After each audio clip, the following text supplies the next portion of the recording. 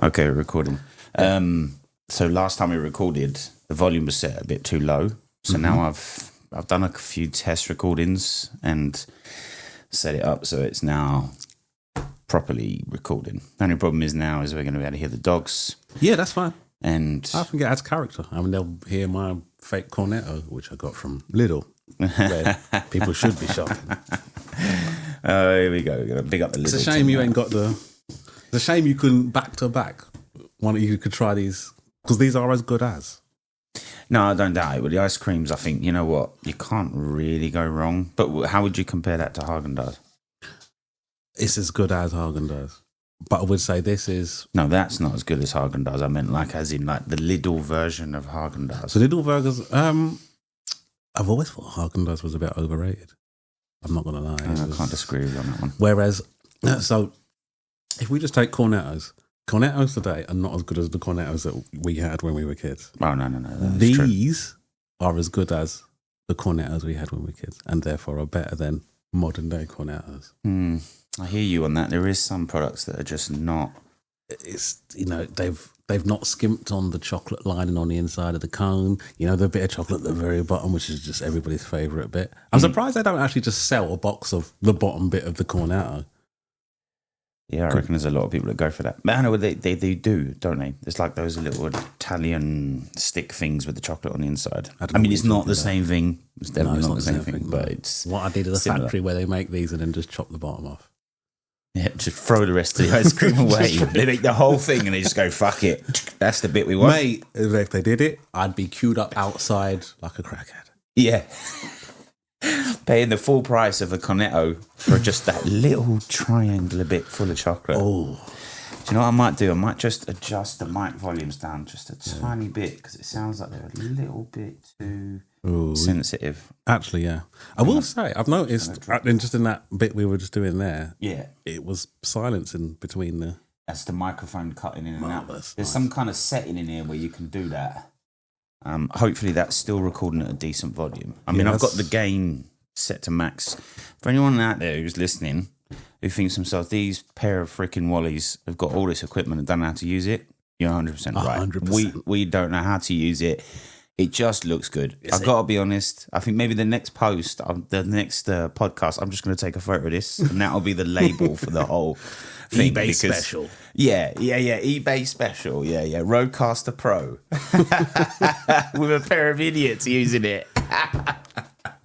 To be fair, the one thing I would say about this is their online instructions are brilliant, mate. Their helpline, not their helpline, but the guidance on the website is brilliant, spot on. Looking for and there's loads. now, innit? Look doing the adverts. Yeah, I'm doing the adverts. Yeah, by the way, Roadcaster, feel free to sponsor our unknown, unheard, unlistened to podcast. Yeah, we get free views every 3 weeks. Yeah. And actually, when I look at those, it's that people obviously didn't know what they were tuning into and tuned out of in 30 seconds. Yeah. If you ever were going to spend time just putting a plain recording into the fucking internet, doing absolutely nothing, you'd want this Roadcaster. Oh, yeah, definitely, yeah. Yeah, definitely. Roadcaster, mate. Spend all the money. Spend it all. Don't worry about it. It's a worthy investment. What is this that's stuck to my table? Yeesh. Yeah, man. So, I mean, obviously, I put the last podcast up. I think we're up to like 41 views now. Not bad. What was that, last week, wasn't it? I did actually, I found some people I trusted that I felt was safe, and I actually did forward it on. I haven't had any feedback yet. Oh, you sent it to a few people? Yeah. To get some feedback? Yeah. I mean, I think the only feedback I got was from my sister saying, let Douglas talk a little bit. That was it. That was the feedback I got. I sent it to like 20 friends. Let her know that I did take that to heart. So I'm going to, Yeah, you need to talk more. I've spent a week listening to fucking LBC, and it's been incredibly fucking hard. Oh, mate, I know. Yeah, it's getting worse, man. Like, what it has, it brought something to me Tuesday night, actually. Mm-hmm. What we've witnessed is social entropy. Oh, that's a good one. Oh, I like that. Do you know what? It actually took me about 3 seconds to process that. And entropy is one of my favourite words. most favourite words. But yeah, good point. Exactly that. We're witnessing the entropy of society in general, or Society in general. yeah, it definitely seems like it, right? Because entropy sounds to me like it's convoluting. It's taking something that was really obvious and that anybody should know, and then making it really complicated. And they just mush it all together. But yeah, entropy. Yeah. And the thing is, it's obviously overcomplication for the sake of overcomplicating. And everybody's just like, yeah, okay, we'll go with that. Well, yeah, I mean, it's like, you know those people that tell a story, but you know that to at least 25% of that story didn't happen, but they felt like they had to add the 25%. Spice it up. Yeah. Like, it's like, if you've got a boring story, don't tell it. Because if you had to add 25% of spice to that, it probably wasn't worth talking about. Just be honest about your experiences. And that's what I think they like, definitely. I mean, obviously they want to get listeners. They want to get people calling in. They want to get people angry, riled up, whatever, so that they come on and they say something either controversial or something in agreement with the DJ. I've noticed, not DJ, what do they call it? Radio host? Talk show host? Waster? Yeah, whatever. Try not to. Yeah. Have you noticed most of them are fat as well and overweight? Well, what I did discover on Sunday is that Vanessa Felch is on there. Do you like Vanessa. her? Oh, I love Vanessa. Oh, right. Okay. So we're talking about on a physical level. You're like, yeah. No. Even so, Vanessa, she's got a nice wide vocabulary. Oh yeah, she's definitely got a nice wide something. That's for sure. No, I've always liked Vanessa from day one, but she used to be on BBC London, and I used to be. I can't remember when I started listening to her, but yeah, it was my in thing. I think she was like 3 till 5 or something like that. So I used to just tune in. Was it BBC Radio 4? No, BBC London. Ah, she was. She was on BBC London. You're right. Yeah.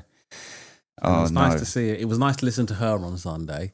And then when she sort of dropped off, just dropped the kids off. And then, she just disappeared. And then it just descended into moany old cunts ringing up to...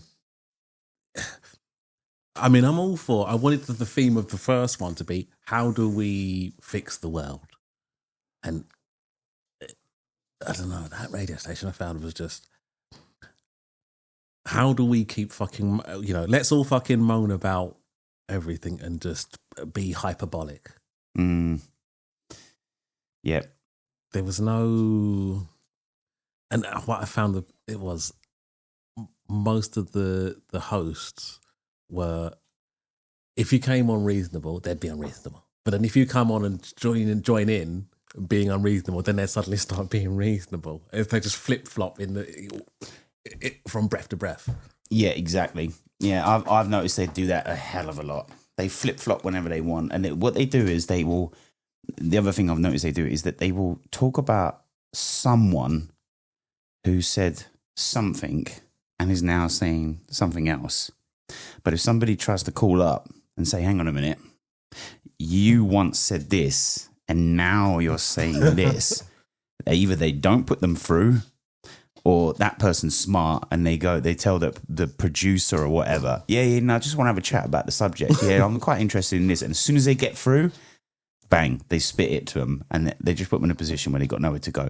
But then what they do is go, oh yeah, but the thing is the context wasn't clear at the time. So I made a decision based on false information. They're just really good at talking their way out of it. I mean, to be honest, what's the difference between a politician nowadays and a radio presenter They're all on one LBC? The same. They're all one the same. They need each other, and that's the politicians do foolishness to then create people. People start moaning and ring into fucking radio stations, and then when the politicians need some bullshit communicated, the radio stations, the media starts talking it. That was exactly the point I was going to come to. I'm going to be telling it quite honest, and I think in all the years that I've listened to LBC, it is definitely a research agency and also an agency to test the waters. So when the Labour government were trying to figure out how they were going to, what sort of taxes they could put up, what sound bites they could throw at us. But LBC for like a month straight, every week, every other day, there was a new tax scheme. And it was like they were testing the waters to see which one would be more acceptable. They were focus grouping. And I'm sure that is exactly what LBC does. They are literally an agency for it with a radio that they can pump out into people's cars. It doesn't matter if you call in. They couldn't give a damn. And the thing is, well, I also think like they could be doing like product placement in there. They could be advertising companies on the sly. Oh, do you know what I mean? Like suddenly they'll bring up a subject and then the very next day, for some reason, they've got someone on radio talking from the House of Parliament or whatever, from an MP or something like that, coming on talking about exactly that subject. It's like they warm you up for it. Do you know what I mean? It's not they say, oh, tomorrow we're going to be talking to so-and-so and so-and-so, so today we're going to talk a little bit about it. No, they talk a little bit about it, and then the very next day, they have someone on who wants to talk about it. And it's like, something going on here. I'm a bit concerned that your microphone is picking me up as well. Look. Yeah, I can hear a little bit of that. I wonder if it's anything to do with the gain. Like, oh, hang on a minute. Yeah, so that's my one. Yeah. Right. Hello. Yeah, don't talk for a minute. Let me see if yours bounces back. Hello. No, nothing. Hello. Oh, when I talk really loud, I think they're still a bit too high. Would you reckon? Sorry, listeners. 1 second. Back to being professional again. 5 Texas for the reload. Yeah. I'll take us down to 63 decibels there. Let's try that. And I'm going to have to change the settings because I don't like that thing where I can hear the microphone cutting out. I like that. Oh, you like that? Yeah. For me, it feels like I'm being a bit disconnected, but I don't know. Let's see how it sounds once I pump it out there, I suppose. I'm trying, because I've done a bit of sound engineering before, and what really drives me mad from a music point of view is that in-breath. So I keep hearing that in-breath. I'm trying not to do that. Oh. But then I bloody hold my breath, and then you get a little bit of spit at the back of your throat. Yeah. Oh, mate. No, just edit that out. So tell me, what out of all the things that LBC was talking about this week, what was there anything in there that really just kind of, you just heard it and you was like, are you fucking serious? Like, are we really talking about this, or are you stupid? Do you know what I mean? One of those moments, do you know what I mean? You go like, or like maybe the way that the host got behind the subject and you were like, what the fuck are you getting behind that for? What I found was this one. The judge that allows Jamaican drug dealer to avoid deportation after being told he has a transgender child. Oh, God, yeah, I remember exactly that one. Was that Tuesday? It was Tuesday. It was Tuesday, yeah. I was listening to that as well. I was jumping in and out the van at the time, but I did catch quite a bit of it. And as soon as I heard the opening line, I was like, are you for real? So what my way out is to say that one of my kids has got transgender. So I'm sorry I murdered your son by running him over, but I was on my way rushing home because my transgender son or daughter, because I'm guessing that's going to change depending on what they used to be. We don't know, because the nature of the media is they will just obscure all that nonsense. Well, yeah, exactly. To their benefit, they obscure it, right? But what we do know is he was convicted of drug dealing. Onto what sort of scale are we talking about here? He served a sentence. Let me look that up. Is it a previous thing? Yeah. So obviously he served his sentence, and as part of that process, he was supposed to be deported. He was also convicted for assaulting the mother of the child. Oh, that's what he was in court for, wasn't it? Yeah. But apparently this child only talks to him about this situation. So yes, we are going well. Well, that's what we got therapists for, in it, though. Can't we just, it's not the only person. Maybe he's kind of coerced his child, because I don't know if it's male or female. Well, we don't know for sure. We might coerce. But I mean, the simple logic can be applied. So firstly, if someone, right, so is it okay to be a drug dealer is my first question. Yeah, that was my thing as well. Is that, hang on a second, do the crime, do the time. That's it. Everybody knows what the gamble is. When you roll the dice, that's the gamble. It's not, oh, my mum's sick and I got to look after her. Like, you're just not going to, my dog died, so I went out and robbed a bank. Oh, poor you. Let's get you another dog. No need for go to prison. It's just, it's rubbish. It's absolute bollocks. But should foreign drug dealers after they've served their sentence, be allowed to stay in the country. Well, apparently you've been in the country for 34 years. I think so. Yeah, he came here when he was 15. Yeah, it seems like a bit of a lifetime. I don't know how we could possibly throw this person out like that. Do you know what I mean? It just seems a bit, how can I put it? Seems a bit harsh. I mean, he's been here for 34 years. That's a lifetime. I mean, I'm 42, so that's what, 8 years ago. 34 years. Well, 34 plus 15. Yeah, I mean, why is a man in his 50s drug dealing? I don't know. I mean, come on, mate, grow up. Right. So, unless you're a big time, and if he's a big time, then he should be doing the time. Would you agree with the idea then that if you come to this country and you're not born it, there's a, for want of a better term, social contract that you would adhere to the laws of the country and, you'd try and assimilate? Yep. And if you break that social contract, your stay here would come to an end. Well, yeah, you jeopardise your part of nationality. This is what we were talking about before about the prison situation, yes. Right? It's like it's really easy, really, when you think about it. Is that if you come to this country and you weren't born here, full stop, born here, right? If you're not born on this land and lived here, then you are not a British resident ever. But you can have like a visa or like some kind of nationality to British, but you're not considered to be 100% from the land, if you know what I mean.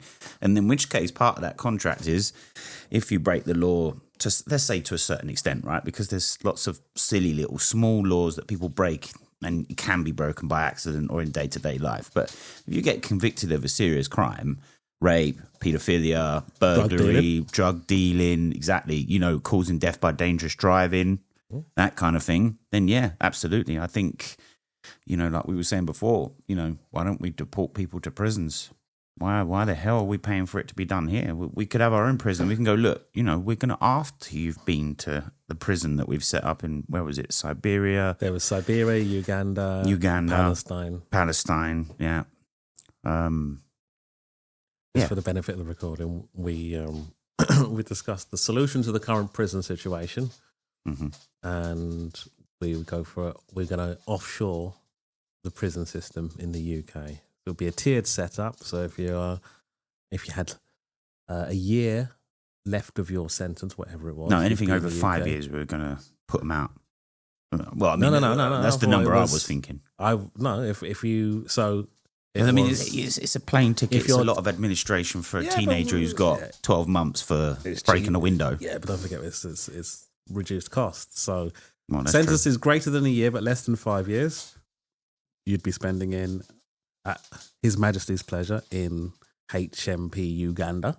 Yeah, that sounds fair. And by the way, that's the best prison scenario. Well, that's the lowest tier. That's the lowest tier. That's the best place you can go to. After that, it's bad news. Right. The year or less you would do in the UK. Oh, that's right. So if you got more than a year, you do up to the last year in tier 1 in Uganda, HMP Uganda, and then you'd be transferred back for the last year. I think it was. Why are we transferring them back for the last year?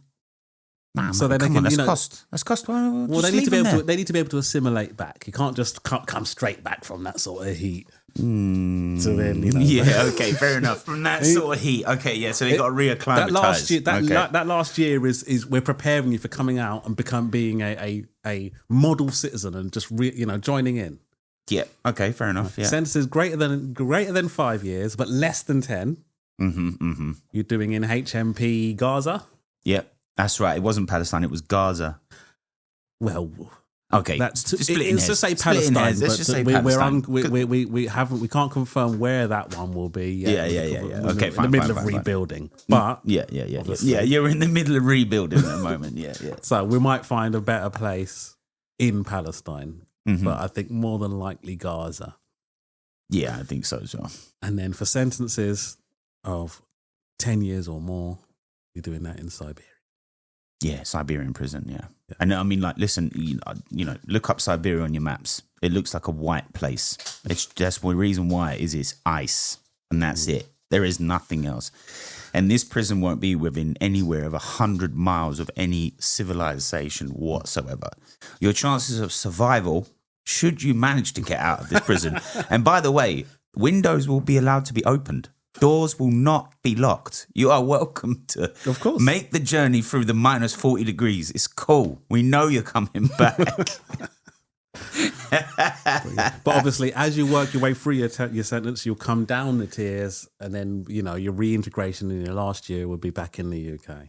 Oh, So yeah. That's right. Moving back through the tiers, so they end up getting something better as they come If round. you do something that gives you 20 years, you're doing the first 10 years in Siberia. No, I think it's 15, wasn't it? Because it's 15, then 5, right. then the lower sentence, then back to the UK. So you start in for that last Siberia, year. come back via Palestine, then to Uganda, and then UK. And for all of you that are thinking, oh my God, the poor staff that have got to work in the prisons, don't worry. We've already figured that one out too. They will be run by robots, androids, Full-on completely automation. automated. Yep.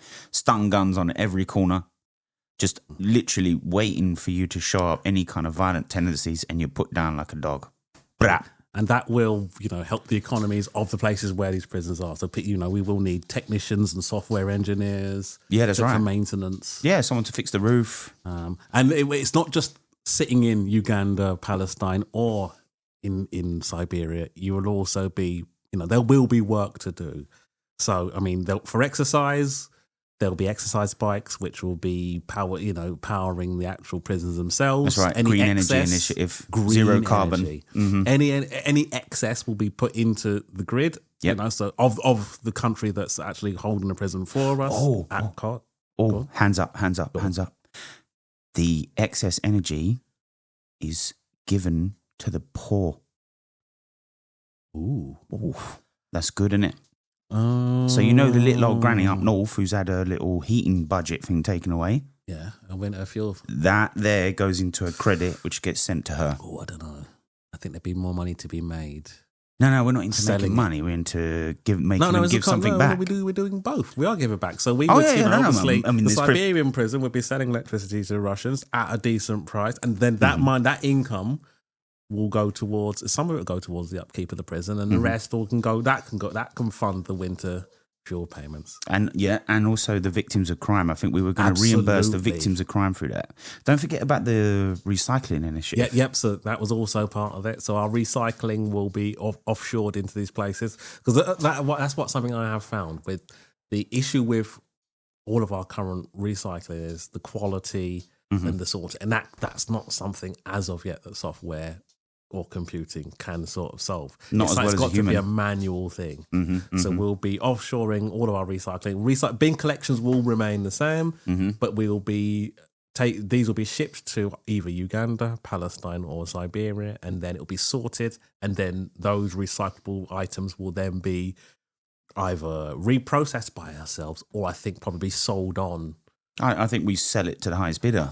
I mean, whoever wants to buy it, we just well, tell the them, thing look. is, China is swallowing up, so we can get a good rate on it. Yeah, and then it means they'll be, that they will be extracting less of the raw materials of it anyway. So That's true. Helps the environment. People allege that Another carbon offset. Yeah, exactly. Even just that is another carbon offset. So the recycling rubbish will be sorted by the prisoners. Right. Every day, all day, you do an hour's or 2 hours worth of, screw it. We work an 8-hour day. Of course. Right, so we do 2 hours on the exercise bike to generate electricity and 6 hours recycling. Yeah. And then you get to spend the rest of the day in the room. And it won't just be DOSing. There'll be set kilowatt hours that need to be achieved. Oh, yeah. It's not like you can jump on there for 2 hours and pedal like one rotation per minute. No. You have generation And it's also targets. it's about fitness as well. Exactly. We want to keep them healthy. The health problem. This country has a health problem. It does. Well, I mean, maybe we could do like a bit of a boot camp for the obese. I don't know if they're not criminals. But if they want to lose weight, we could, say, look, we've got one of these weight loss camps. We'll send them to Siberia and Uganda. Yeah, it's a bit of a routine, but you know what? It doesn't cost you anything. You just lose weight. So with that solution that we've I reckon it's going to be really cheap, though, because what did we say it was? How much did they spend on the prison? Well, we got 97,000 prisoners in prison currently, and how much of them was over 10,000 or no, 10. Only 10,000 had less than a year. So 87,000 prisoners would be spread out between Uganda, Palestine, and Siberia. And we would imagine that in Siberia probably 6,000-7,000, and then stepping down. I should hope so. I couldn't find any figures. I mean, how was the average prisoner was costing £1,000 a week, wasn't it? 1,500. 15. Jesus Christ. 15. I don't know. We worked it out, didn't we? It was we worked out. It was like something billion. 5 billion. 50, no, it was more. It was more. Oh Jesus! It was more than that. It was a lot. Right. So then imagine all of that. You're not providing, meals and everything. We're not providing. We're not having the prison states. As someone who has worked in a prison in the UK, prison estate maintenance it's through the roof. And I haven't done that since 2006, so it's probably gotten worse. Oh, absolutely, yeah. I mean, I wonder, if that's just the cost of keeping the prisoner there. That obviously doesn't. That's just literally the cost of having them there. That's just the cost of having them there. The maintenance and everything is supplementary. On top of that. Eesh, that's a lot of money. And then obviously, if we can turn these people around, because I mean, repeat crime costs money too, don't it? And if they come back here thinking, lives and the victims of crime. Ideally, we want a crime-free scenario. Yeah, but with that being said, then if we put someone, obviously, because the laws apply to everybody that's here. If a foreign national arrives here and then commits their crime, should they serve their sentence in the tiered prison? Yep, they would send it in the tiered prison, and then they're deported. And then also, like we were talking about, like I said, we put a chip in your neck because they put the chip in your neck, and if you come anywhere near any kind of European border and you walk through one of them little gate things like you do at the airport, if you approach the coast on the other side of the channel, that's you done. And we make sure we put the chip right in the main artery as well, so they can't cut it out. They'd have to get a professional to remove it. And how many of them are going to be able to get a professional to do that? We'll see. Yeah, we'll see. Yeah, exactly. We see how many failed attempts we get out there. I mean, that is a problem at the moment. There is no deterrent to crime.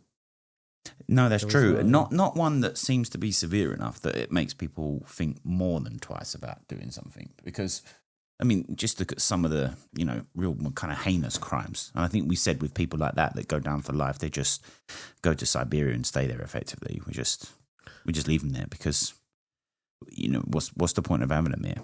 And I mean, don't get me wrong, all the human rights things will be covered. So they'll have showers, they'll have soap, they'll have a mattress, they'll have all that kind of stuff. Don't worry. Right. No TV, mind you. Well, actually, no, we did say we'd give them TV, but only local channels. Educational TV.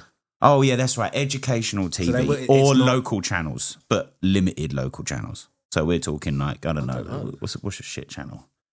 Well, I don't know. ITV. Local UK channels. I was thinking. No. TV in Siberia and Palestine. Yeah, RTL Russia. That's what they'll have, and it'll just be some news that they could never possibly understand. But yeah, all of it would be educational. That's right.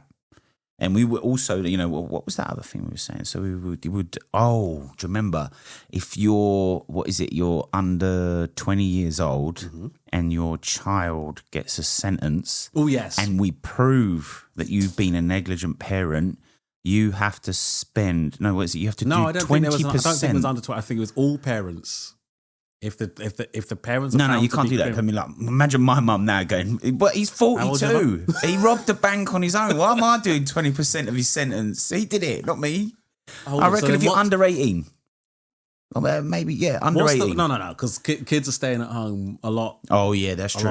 Okay, let's just say if you're living at home with your mum and dad, and you commit the crime. No, I think you've got to go under 18 because once they become 18, they become adults, and that's the legal definition of an adult is over 18. I mean, that means you could be a shit parent, and as long as your child doesn't commit any crimes until they're over 18, you've got away with it. Yeah, but if their crimes are bad, they're going to Uganda, right? They're going to Uganda. Consequences should be already ringing true. This is, like I said, some of this criminal situation is due to poor parenting. If we give people an incentive to say... I would say more than some. Right, there you go. I was just being, yeah, I know, diplomatic. Yeah. But if we give people an incentive, that's for want of a better word, that to make sure that their children Because we should all want the best for our children. Well, absolutely. And I mean, we're saying all of this, but we're not saying we're not going to back this up. So if you come to, we have some kind of special service, and if you come to us and say, look, my kid's been, he wanted to get in a taxi the other day and go to a school and stab a bunch of people up, I'm concerned about it. We got special teams, special services. We'll get involved. We're not going to try and take your kids away. We're not trying to shut you down or nothing, but we're going to protect the public because you told us. If we find out after they committed a heinous crime, like this little scumbag the other day, you will serve 20% of their sentence each. So there's a mum and dad in the scene, and you're both there bringing this kid up, and you haven't told anybody, then you're both doing 20%. But you can, in order to make sure that there's a parent in the home all the time, we do split sentence. We can split that up just like we do with the maternity leave. Exactly that, yeah. Dad goes in first or mum goes in first, does the 20%. And I mean, in the case of Mr. 51 years or 52 years or whatever they gave him eventually, I mean, 10% is 5.2 years. Yeah. So 20% is 10.4 years. That's 10 and a half years. So 5 for good behaviour. So he would get 2 months in Palestine and then 4 years in Uganda and then last year. Yeah. Sounds all right to me. Yeah. Sounds reasonable. Yeah. And the threat of prison shouldn't be what your incentive is anyway. That's his child. He should want his child not to be doing that. Yeah, I mean, we'd have to speak to some, obviously you're a parent, but your kids are just not like that. So it's hard to get a gauge on what it's like to have a really difficult kid. But I do believe, if it is true, people are a product of their environment. If they do grow up in a crappy environment, then they're more likely to come out crappy. It stands to reason. If I said to you, this kid's from the best background in the world, right? You just wouldn't expect me to the next sentence to come out my mouth that he went to a little dance class and started stabbing kids up. I mean, what world would that kid want to do that? His development's been good. He's been nurtured. He's just, you know what I mean? He's not that way inclined because he's come from that background. But if you come from a scuzzy background where your dad's a drug dealer and you're a transsexual, things might be going wrong. Might? Yeah, might. Yeah, I'm going to have to say might, for legal reasons. No, but seriously, though, it's right, though. And if you start making the parents understand that they could possibly be serving a prison term because of their child's actions, you can be damn straight that they're going to do everything they can to straighten their kids out. Probably because of the responsibility that sits behind that, going to want to be better parents because of it. And also they'll probably be thinking, I don't want to get in trouble. I don't want to go to prison. Hopefully most parents will just want better for their children. But this will be a safety net for those that don't. Well, yeah, and also we're saying we're going to offer up the social backing. So if you do get problems with your kids and that, and we'll invest in it, all that money that's made from the recycling, would from the prisons and all the rest, or everything else that we get them doing, bread boards and all that kind of stuff. The funding from that can pay for an incredible social service that can provide 3, therapy sessions, psychotherapy, whatever you need. Maybe they need some extra finances. Maybe they need some extra education, some extra curricula. They're not doing so well at school. Do you know what I mean? That kind of thing. You can invest the money in the schools even. Just give them so much better stuff to do that they just don't want to commit crimes. They've got better alternatives.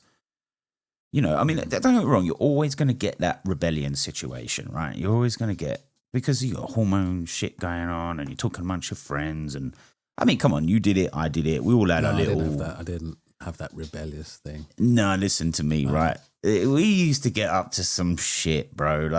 Come on, man. I mean, you wasn't under 18, but come on. We was doing stuff, but I was never in that rebellion. Listen, I was entirely respectful all day, every day to him. If my mum called, I was coming, and that's it. Yeah, but that's the thing is she reserved the right to bury you again. That's the difference, you see. You had consequences already, bro. Prison for you was the good alternative to having to go home to meet the wrath of what was coming for you. And I'll tell you one thing. Mm-hmm. Just you saying that, it makes me feel loved. It feels like... It feels like someone cares. Yeah. Yeah, it does. It does feel like that. She didn't want me out on the street. All right. And that's the thing. Where is... Because I'm like that with my But you're not supposed to be on the street. That's the thing. I don't care if even you're 16 years old. After 9 o'clock, unless you're driving Calm or down. someone's dropping you up. What, 16? 9 We was o'clock out on the on road a school night? How late were we out at 16? Well, I mean, did we meet when I was 16? No. No, 17. I mean, I wasn't at out Lewisham because College, that's my right. mum Yeah, kept me in the house.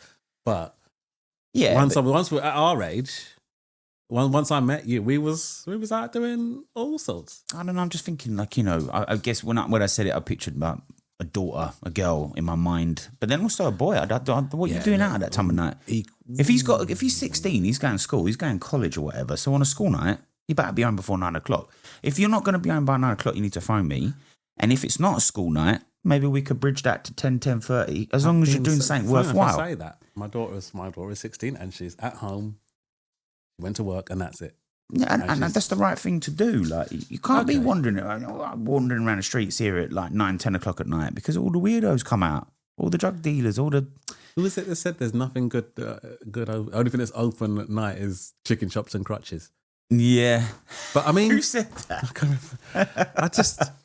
So then, how have we got from 2000 to here? How has this happened?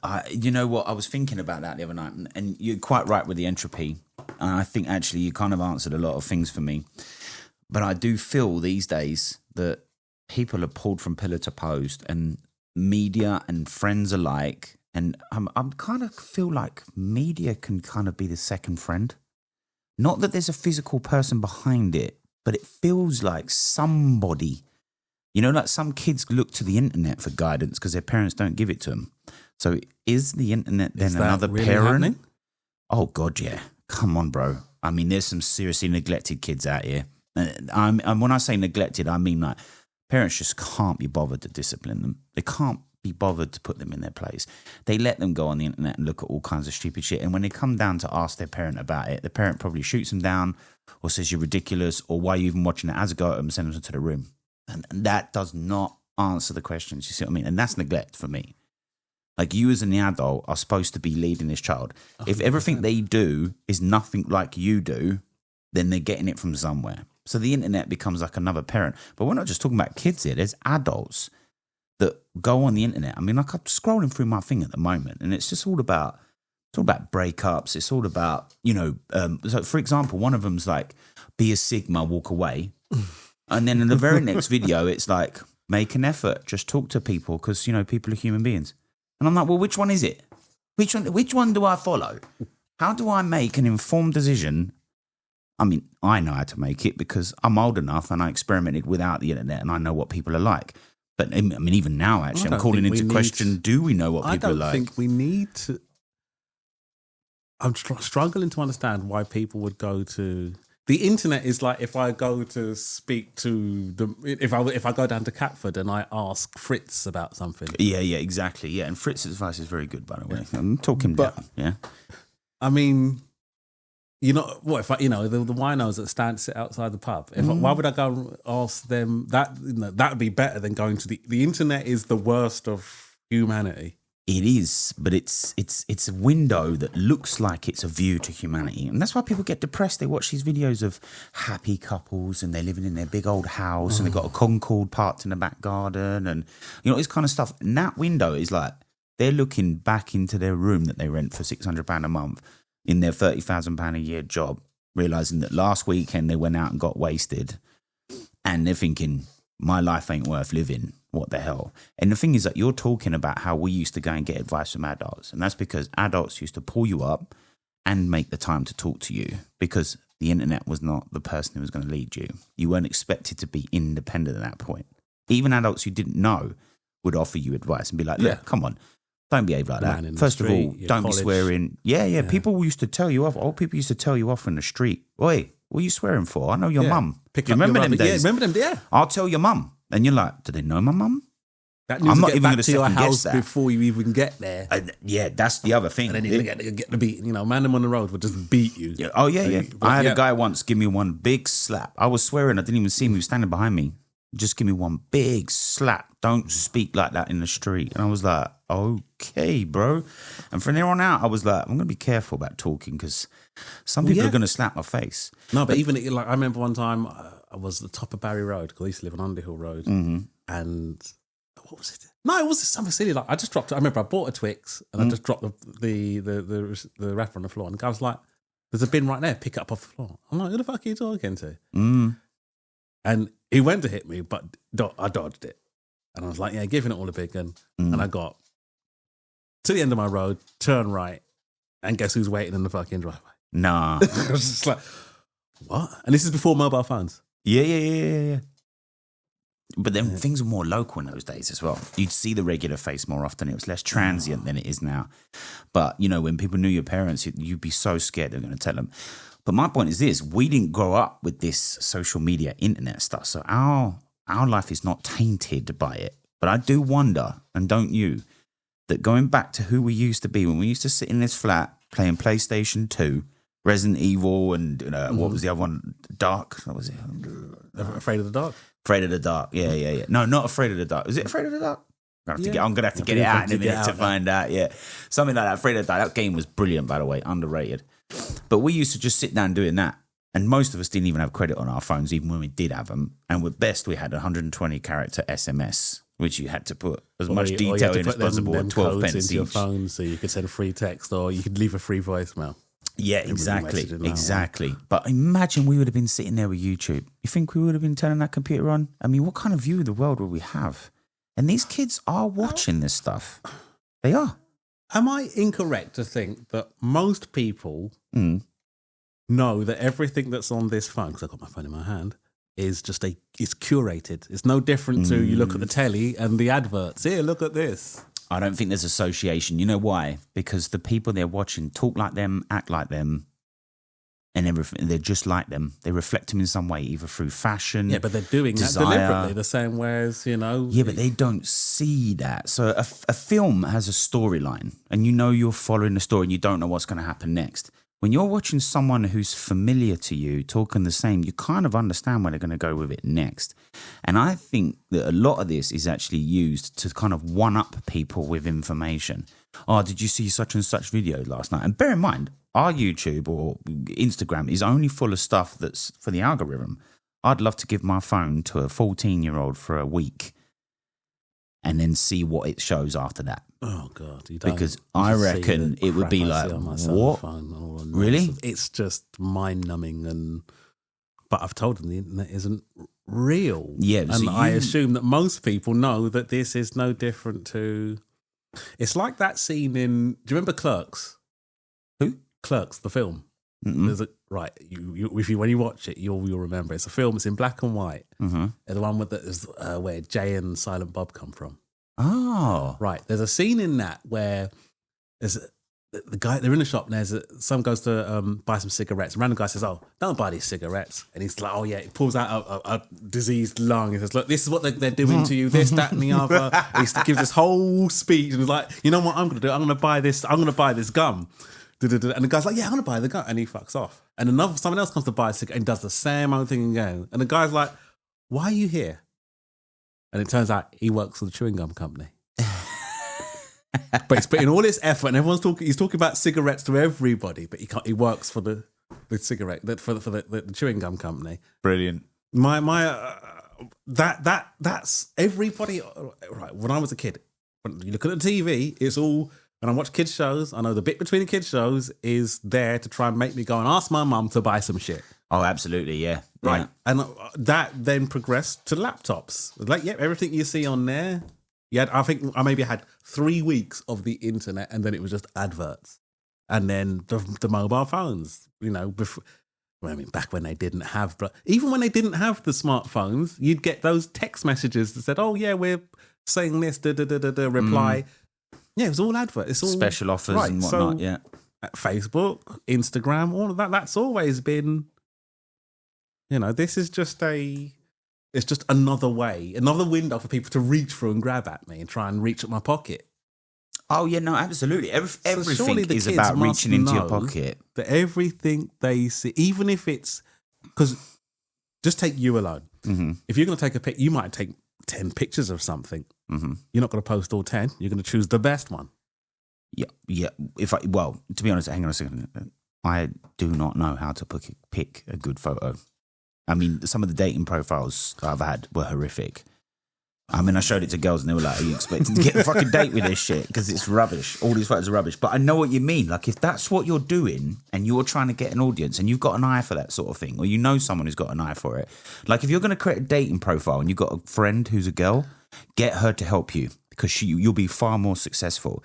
So obviously, if you're doing these kind of videos, you can get someone who's good at it. You posted on your company's Instagram. You took that. That's the first picture you took, and you just posted that. You didn't take it 10 times over. No, I did. I literally just took that. It was just a stroke of luck. That's what it is. It's a stroke of luck, bro. That's a rarity. Yeah, it's a rarity. Yeah, and most of my photos are rubbish.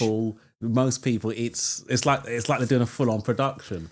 But, they'll go, that didn't go right. I need to do it again. Yeah, the light's not right. My face looks curated. Big. Yeah. And that's what they've trained these, they're trying to train the kids. I'm telling these kids, I tell my kids, this is just, none of it is real.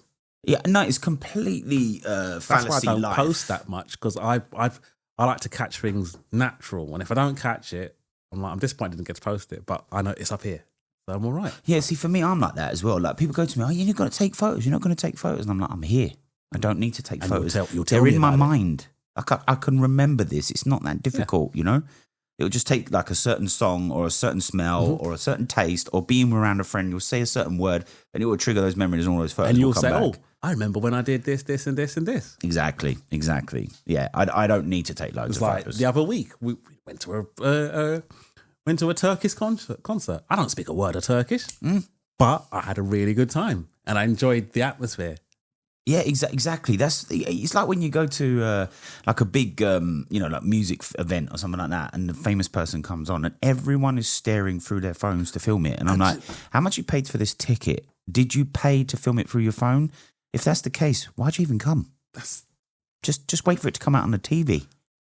You can watch it on that, and they'll go, yeah, but it's not the environment, and I don't film the whole time. And I'm like, watching them as they're filming most of the time. Well, not even most of the time.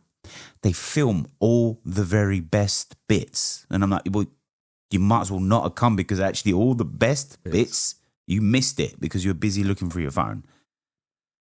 But that's what I'm saying. People can't be leaving their kids to the phone. They do, bro. Listen, the biggest thing, it used to be a bag of sweets. The kids don't even ask for sweets anymore. They want the iPad. They want the phone. They're mad for it. I'm telling you, they're mad for it. Yeah, I couldn't tell you last time, man. Yeah, I mean, I do personally. I mean, I've heard people giving phones to their kids, and to be honest, I know there's some parents out there that like to status through their kids. My kids have to have the latest trainers, the latest tracksuit, the latest iPhone, and they're sending them off to school with that. And then what happens to the other kids? Of course, they want exactly the same thing. And the phone was exactly that. That was like the biggest. You could come in back in my day. If you came in ankle swingers, you would never, ever be forgotten. And you would never, or high tech. Oh my God. You would never live it down, right? So I'm reckoning it's like that. If you give your kid an iPhone 6 and send them to school and everyone else is on the 14 or the 16 plus or whatever, they're going to get bullied forever. No one's ever going to forget kids in Africa that don't have iPhones, let alone iPhone 6s. Yeah, exactly. But some of them do, and all the other kids want it. And that's what happened, bro. And that's why they've all got phones. That's why it took off so quickly. I'd say, you know what, if it wasn't for the younger generation, I mean, we was into it, of course, because we've been waiting for these gadgets for ages. But we kind of wasn't using the phone. It was like, we was using it to meet up, and then it was a powerful weapon for us to be able to just send photos to each other. I mean, you remember the first days of like being able to conference call, and it was like 4 of you sitting there on your mobile phone, your little teardrop. Conferencing between 4 people on your basher sim. Do you know what I mean? You're like, yeah, don't worry, lads, it doesn't matter. Even if you don't stop talking, keep on the line, because I only paid £7 for this and it's live for a month. Yeah. Free calls. Yeah. Just leave it connected to the talking clock overnight, just to get like getting your money's worth. Have one of our basher sims. But I honestly got to say, I do think the kids really, and not just the kids, this is my point, it's not just the kids, it's the adults too. And they've been watching this internet, and this was what the point I was coming to like 10 minutes ago, is that they've been watching the internet and now they just don't know how to behave. Because you watch these videos, you listen to social media, and as far as you're concerned, if you go outside your door and you say hello to a woman on the way down the road, right? She's watched the internet, and guess what her algorithm shows? Terrible men, right?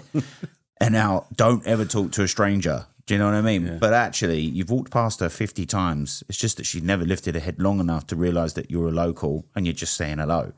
She thinks you're some kind of terrible man, and so she ignores you completely.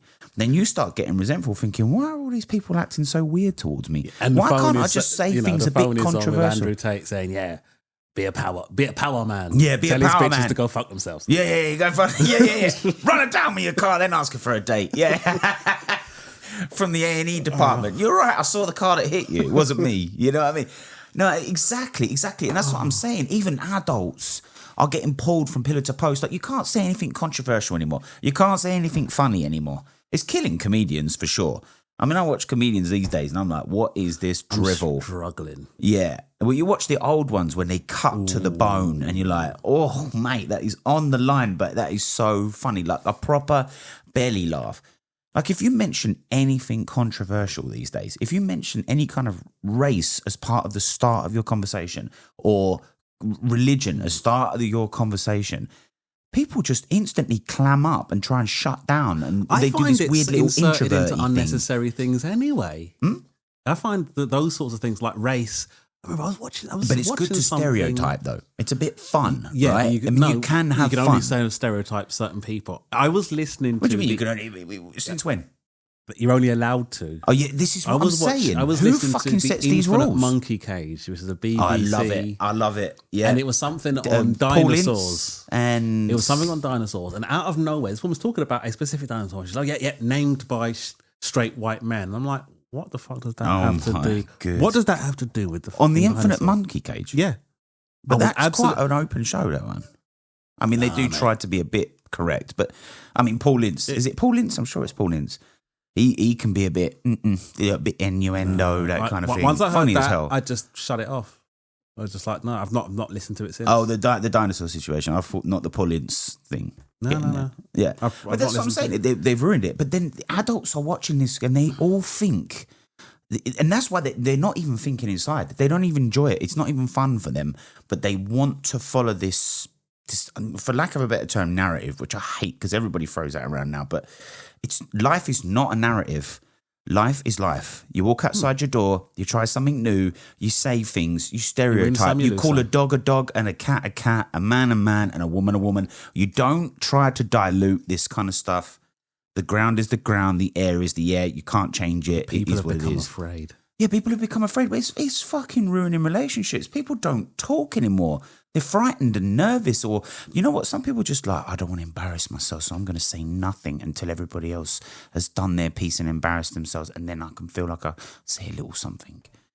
I mean, people are just like that. Like when I went to this philosophy class last week, first day, innit? Everyone's in the classroom, no one's looking at each other, everyone's looking at the tutor. People barely want to talk about themselves. They're really embarrassed, and I'm like, but being part of human.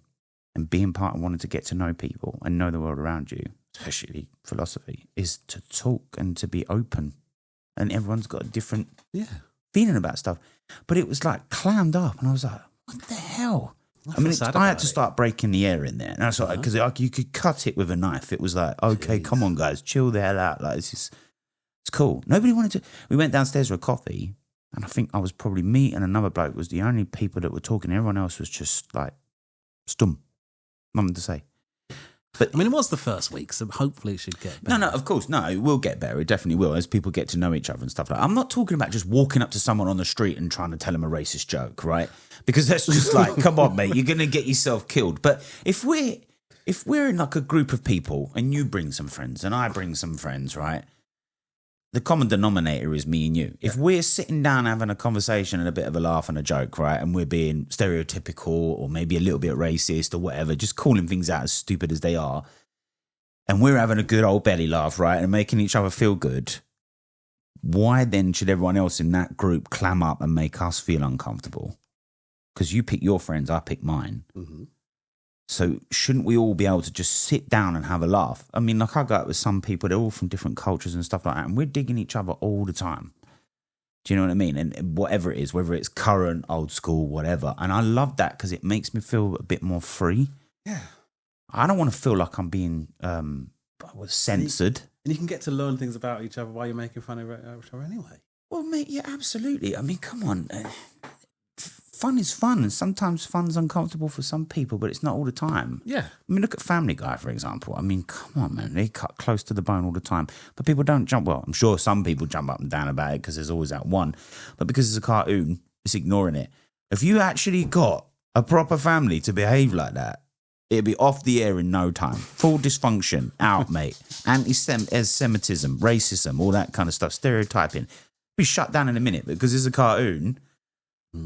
People accept it and they laugh at it. But you try and get them in a room and actually have a conversation that's similar to that, they clam up and shut down. It's They're afraid. They're afraid. Yeah, we are afraid. I'm afraid sometimes. I'm thinking, can I say this or not? And I hate that because for me, that doesn't feel like I'm living. It feels like I'm kind of adjusting myself from moment to moment, to place to place. I can't actually be myself.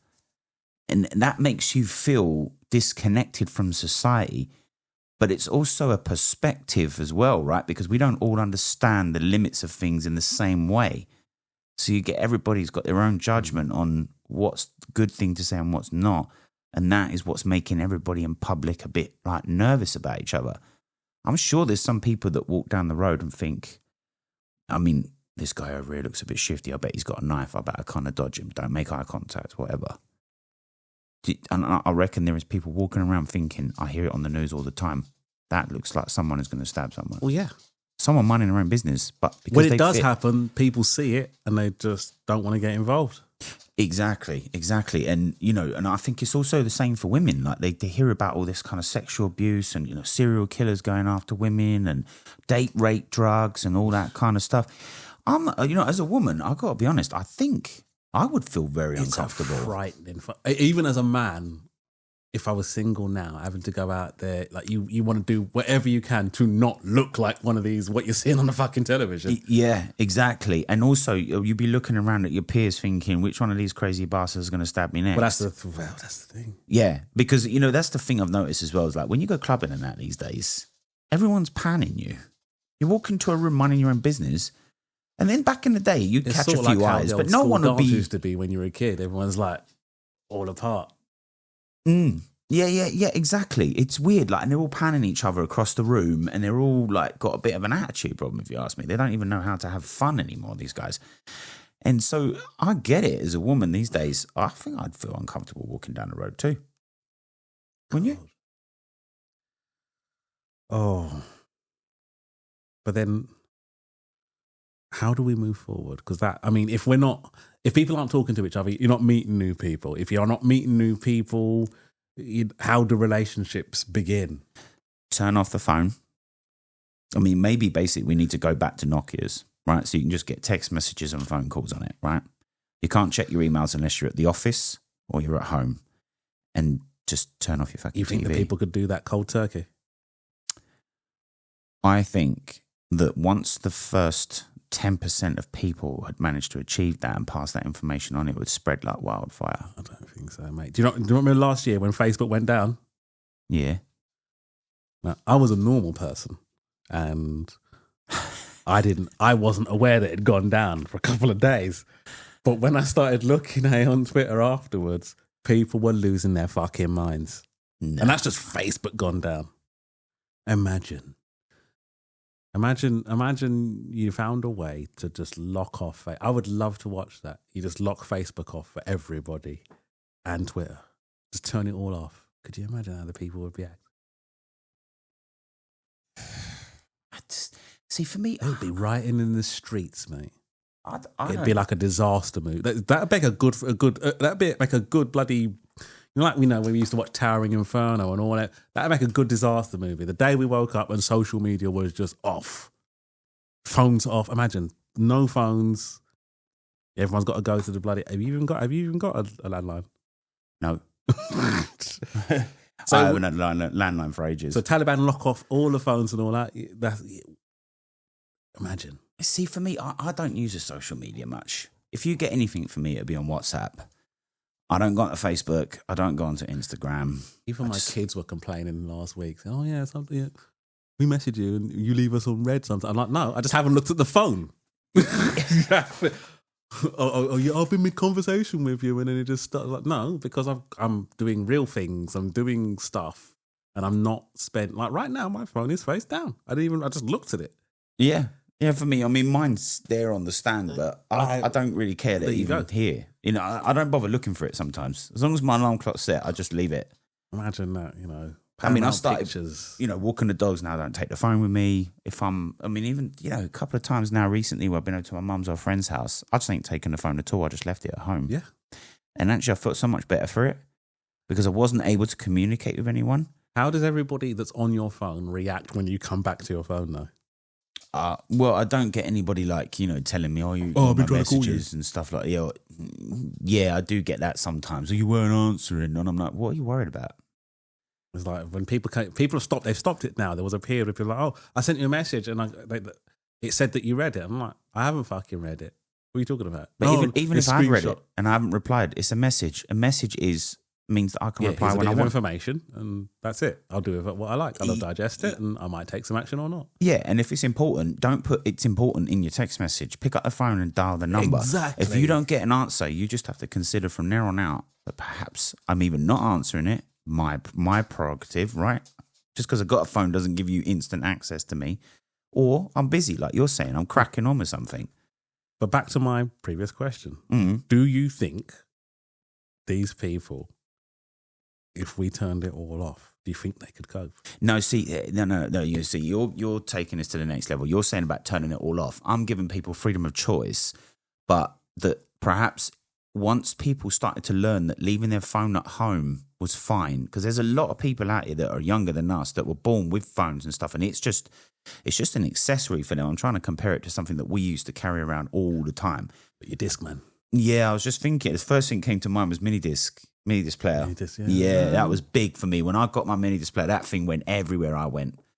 I got to be honest, I did love my music, and that was just such a gem. It didn't have that level of...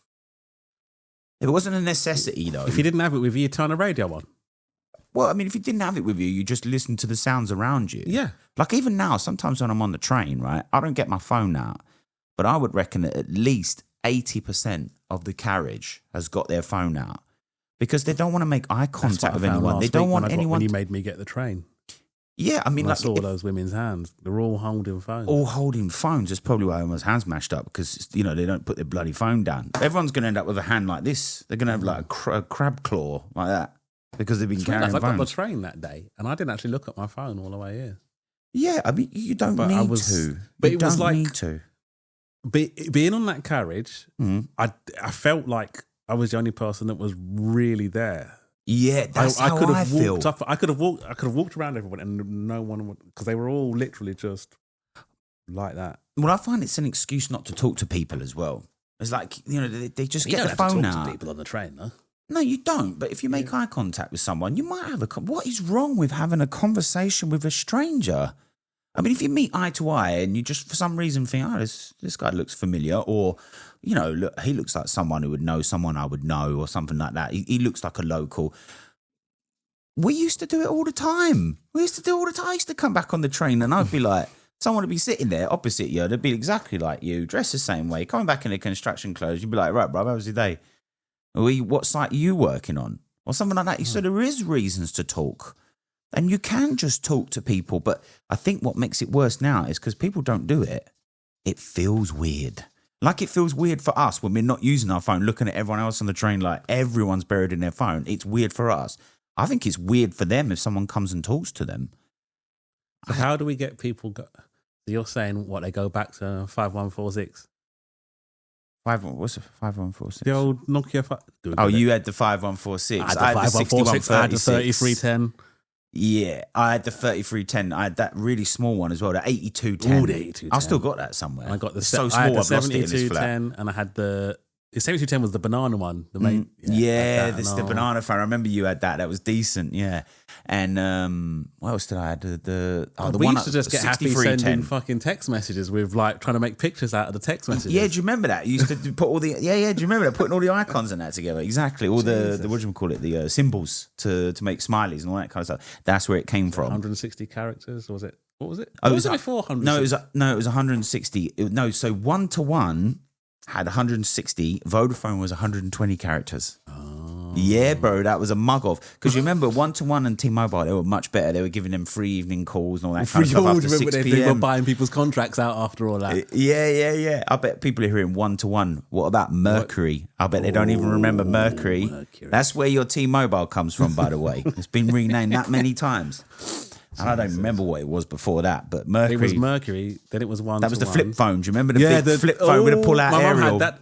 Yeah, my babysitter used to have it. I used to take it off her to call my girlfriend on it. She was like, don't worry, it's free calls. The battery on the phone was bigger than our phones now. Yeah, bro, yeah, you had absolutely. To slide it on. Yeah. Oh. And you always used to have two and a proper charging dock.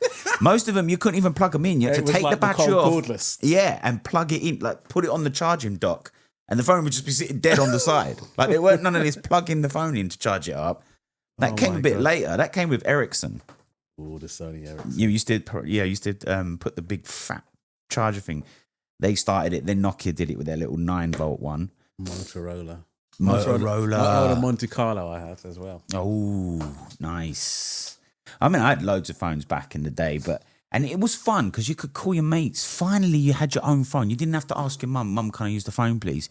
Who you calling? How long are you going to be on the phone for? I remember. Do you know how much that's going to cost? Okay. Make sure you're off the phone by a certain time. Before we got mobile phones, before I finished school, BT did this thing where you could get a second number. So then your house phone would ring different. Oh. I remember I spent hours on the phone with my girlfriend. See, in my house, it was like, no. Mum, can you use the phone? No. Like, it's going to cost too much. No, you can't use it. Like, if I said to her, I just want to call my girlfriend for 5 minutes, she might let me, but she will sit there and watch me on the phone. Be like, Leigh, you still on that phone? See, my mum She's used to looking work at late me at night, so from the sofa. Are you still on that phone? I've got this big handset to the side of my face. Are you still on the phone, you know?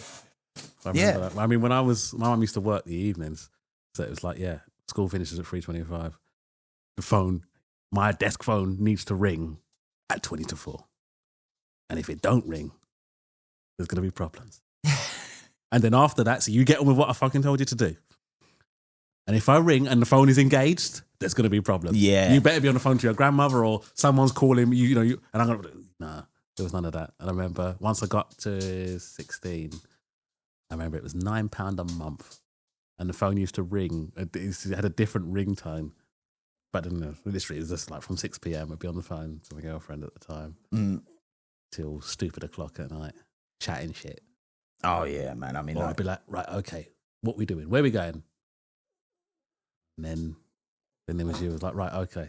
You in the flat? Right, I'm coming. Yeah, literally, that would be it. But then we was paying for our phone calls at that time. We was on credits, remember? And it would literally be ringing. We was on credit. We was on the code in the thing to get the free calls. Yeah, and that as well, the stock clock, God. SIM stock clock, that code. The thing is as well... Now that had a similar effect as what... Do you remember when it was like New Year's and then all the free calls, all the free texts were just gone? Yeah. Yeah. Sorry, but you're driving me nuts, dog. Oh, oh, Jesus. Oh.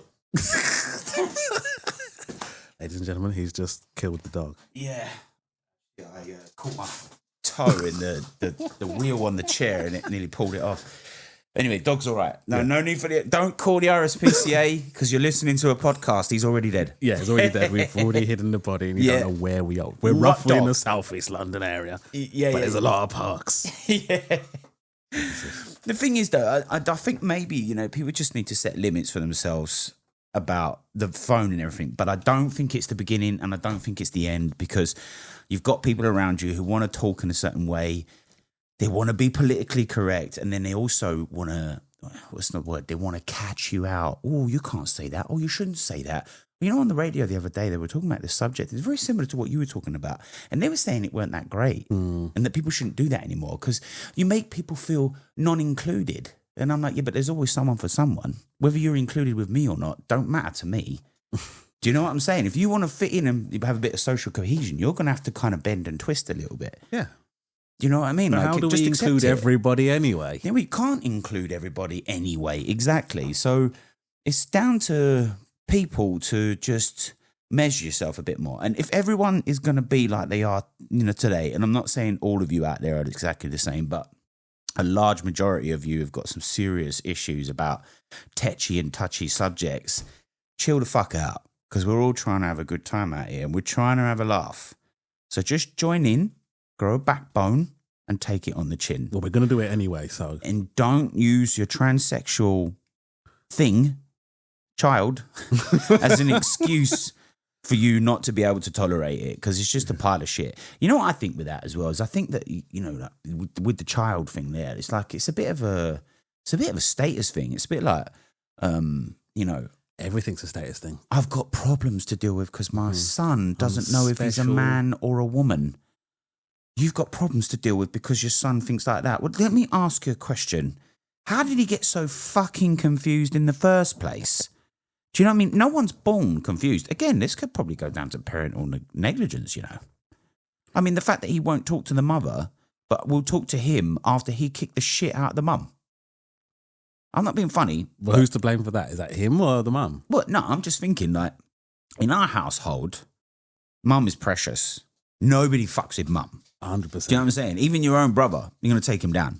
Do you know what I mean? If your dad or your stepdad or anyone that tries to raise a hand talks to your mum in a way that you find like, whoa, bro, like ease back. Do you know what I'm saying? So mum was always protected. Yeah, so even if someone from outside the home, mum, how's this kid talking to him still? How old is this kid anyway? Do we have any fucking details on this kid? Is it even his kid? Do we need a DNA test? Because I watched that Maury the other day. It's not yours. And that was an hour of men lining up to find out it wasn't theirs. Fun and games. Oh, you need to watch Paternity Court on YouTube. That's hilarious. I love that one. Really? Oh, mate. People like 30, 40, 50 years old. Mum's like, no, it definitely is. And then and the kids all like 25 and shit. You just paid for all their 40, uni. 50 and got their own kids. I'm like, oh, brother. Imagine. Oh, fuck that. I'm not going to mention a name. It's somebody such I know, a betrayal, isn't it? Quite close to my family. So she must be like late 50s, 60s now. Mm. And her mum knows who her father is, but will not tell her who he is. No shit. Well, I tell you what, my mum's got a friend, right? And she's got like 4 sisters and a couple of brothers. They all thought that they were from the same dad. Nearly each one of them's got their own dad. But there's one guy that's been around the whole time. Jesus. Yeah. She told me this. To be honest, I should get her to give me a bit more detail so I can share a bit more detail with people because she don't have a problem. How did she take that? Wait, how old was she and when did she find this out? Oh, she's like, she's got to be like mid-50s now, I suppose. And she found that out when? She literally only in the last couple of years. It was after her mum died. And she started finding photos didn't even and let off. letters in the house. And that's how they've started doing it now. Oh my now she's into the DNA and they're like separating it off. And now they're tracing down the fathers. And bro, it's like a mess. Like what she was telling me the other day, it was so confusing. That's why I can't repeat it because it was just so confusing. And I mean, I feel for people with that kind of scenario. She's cool with it. She's like, well, whatever. Well, I mean, there's nothing you can do about it. No, absolutely not. I mean, children have a right to know who their parents are. As I was saying to my daughter when I came through the door. Well, I mean, you can have a shit. What about if it's a waster? What about if it's you bad should know him for who he is, and that's it. Yeah, fine. Like, for example, I don't know. I mean, I know who my real father is, but I haven't seen him since I was 5, and I've got zero interest in seeing him because, for me, I kind of feel like that door is definitely closed. But you knew about that. You weren't ever told, oh, this is your dad. No. Nothing like that. Is that what happened there? With your sibling or friend or whatever? Yeah, she was told. I think it's late. She must have been like mid-30s when she was like, "Yeah, this guy is not your dad." Oh, that's terrible. It was when that guy died. But then it's like, right. So who is my? Oh, I'm not. I can't tell you. And she's done. Can't tell you as in I don't know. No, she knows, and I'm not telling you. But Why- she's done. not? She's done a DNA test. That's the thing. There's no explanation. She's done DNA So tests. she doesn't explain everything. herself or Doesn't her explain her. motives? No. Like, you're my child, and I don't. See, that need to would piss explain. me off because I'll be like, listen, fuck you. have a right I'm to an know. adult now. I have a right to know exactly. But she's done tests and all that, and she's like this amount Jewish, and like. Yeah, but they don't point nowhere though. That's the thing. Unless you get a direct match, which to be honest, I did it, and I'm getting matches of like 1.3%, 0.4%, fourth cousin of your mum or something like that, and I'm like, what is this? Like, this is absolutely pointless. And so far, I've turned out to be half Northern European and half Nordic, Swedish. I think all children have a right to know who they're, and you should never definitely agree with that. You should, I agree to a point though. Like imagine it turns out. Bear in mind as well. I think at a different age as well. Like if you're, say, like your early 20s, and your mum or your dad, whoever it might be, kind of feels like, okay, look, they're old enough, they're mature enough to handle this information now. But imagine they're like 16, and they're very kind of can be influenced very easy. They're at that kind of point in life. They're going through a bit of a hardship or whatever, and you're the mum of this kid, this boy, whatever, and you know that the father's an absolute waste man, crackhead, like just a total freaking mess, and you know that your kid is not smart enough to make a decision to stay away from them. It's probably better you don't tell them, because at that point they're not ready yet. With that child and say, look, this is your dad. He has, it's like, we take an example. I know someone who the father of their child does not engage with that child at all. He's always had a drink problem, right? And you just got to be honest with them and say, look, this, at a young age, look, this is your dad, and alcoholism is a sickness. It's not, he doesn't love you or it's just, that's the way he is.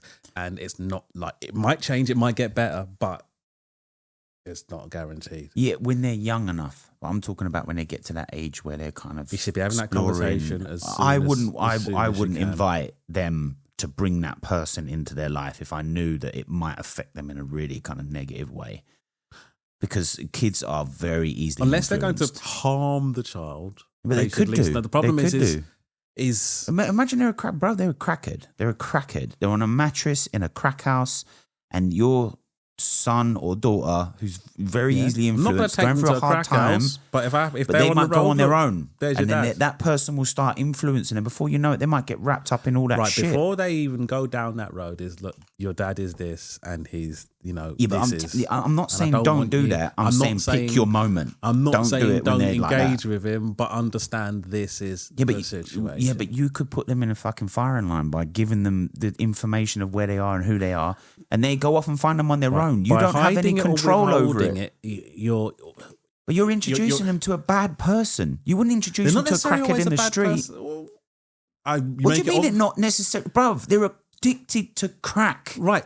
Drug addiction is an illness. For rape. They're involved in crime.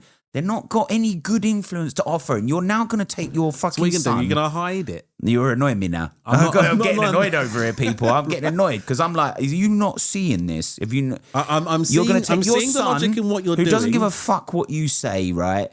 They're in that 16-year-old kind of rebellion phase, right? They're being a bit of a dick. They're easily influenced by any fucking idiot, be it the internet or some prat at school. And now you're going to introduce them to their crackhead father who's got nothing to offer but bad information and bad news so that they can get some influence from this person at that age. I'm saying it's not a problem. When they're earlier and they're young, fine. When they go past that stage of being immature and able to make an informed decision, not a stupid, irrational one, fine. But there is this middle ground where they're not good to bring into their life. And I think there'll be a lot of people listening that would agree with me and say, I wouldn't put my kids in jeopardy like that. I can see the logic there, but it's better. I can only speak from my own experience. It's better they know what it is they're dealing with. As what someone experience? So I grew up. You know who your dad is. I know who my dad is, but he's not. He's estranged. No, it's not even estranged. So I grew up in a single parent household. my mum insisted I went to go and see my dad. I think it was like 1 or 2 weekends a month when he found, and Yeah, she wanted to keep him in your the life. way my mum was, I was always secure. No, like I could go and do whatever the fuck I was doing, and I could do shit she told me not to do. And when it goes wrong, she's there. She's mashing the place up. What was that? I don't know, something's broken. As I was saying, It's not the new laptop, is it? But my mum was always there. And I remember I got to about 8, 9, and I was like, right, okay, well, she's not going anywhere. So I want to go and find out about this man. I want to know more about him. And I expected from him what I got from my mum. That was my expectation. Mm-hmm. And like, I mean, it was already rocky, and I think it's for the best that he wasn't there anyway, because of the way I am and the way he is. I think had they stayed together, one of us would be dead. Mm-hmm. But the disappointment in what I found, don't get me wrong,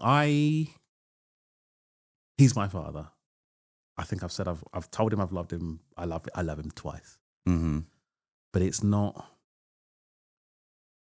It did more harm than had I, and that's considering the way my mum is, that is the only thing we have ever argued about. It's just like, he's your dad, you must respect him, and and as a small child, I'm like, well, I don't like this and I don't like that. And it's like, but he's your dad. Yeah, see, I agree with you on this one. And whether he's your dad or not, he gets given a chance. Had I known him for what he is sooner, I would have been able to come to terms with that. Whereas it was behind a curtain. What, he hid it? Your mum hid it? Well, I think it was more my mum. She wanted to protect me. Exactly what I just told you a minute ago. Right. Because that could have changed your whole life, bro. Because you're my approach. No. Boys are influenced by their fathers. He would have had no influence on me, but I would have. But how do you know that? I would have accepted him for who he was and the way he was a lot sooner. And you think that would have been better for you? I think it has been tumultuous. Okay, you're gonna. So it just got worse and worse and worse. It got to the point where, I mean, we didn't speak for 5 years, and He's not. He's a bad person. He's just provocative. It's just like you'd love my dad. He tells a good story. It's a good laugh, but he's not a give you a hug and play football and It's just he's like I said. I'm a wind up merchant. He's the only person in my entire life who's ever been able to wind me up, and because he can, he does. And then as I got old, I remember. Once I got to an age where my mum would go on holiday and she didn't have to take me and my sister didn't have to look. I remember the first time I was about 16, my sister drove my mum to the airport and then she dropped me home. And I remember she took my mum's car. She buggered off.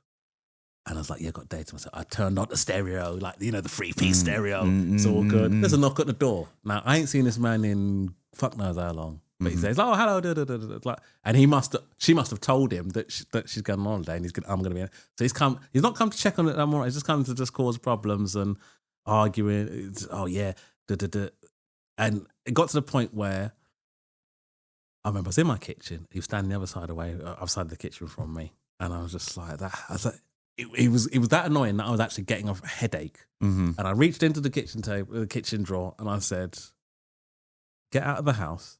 Either I will stab you or I'll stab me and say you did it." Right? Now, I don't want to go into my whole dad's story, but his parting shot, because he realised I was serious, he headed out the door. But his parting gift was, "Oh yeah, you got a brother that lives. You got a brother in Peckham. Your brother's house." So my dad, so far, I know of 17 children. I don't think he knows how many children, but. Obviously, I grew up in East Dulwich. I have a brother that is either 2 weeks older or 2 weeks younger that grew up in Peckham. Jesus Christ. But you see, this is what I was talking to you about before, about men that go around doing that shit. They go around getting women pregnant, right? The woman thinks, because he's chatting shit, that he's going to stay with her because she's idolized the whole situation.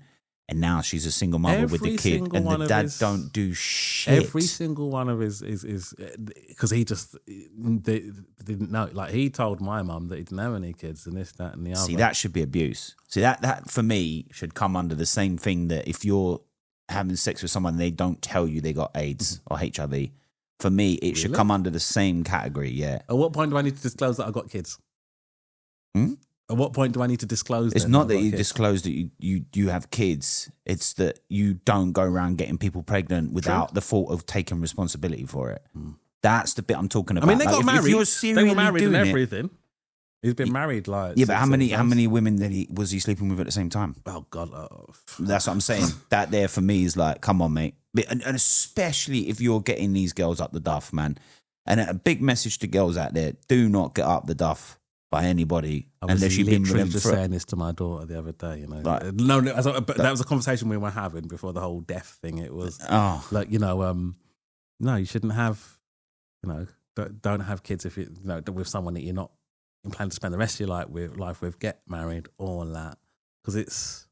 Don't get me wrong, I've had a marriage go wrong, but there was what 5 years between me getting married and actually having kids. Yeah, exactly.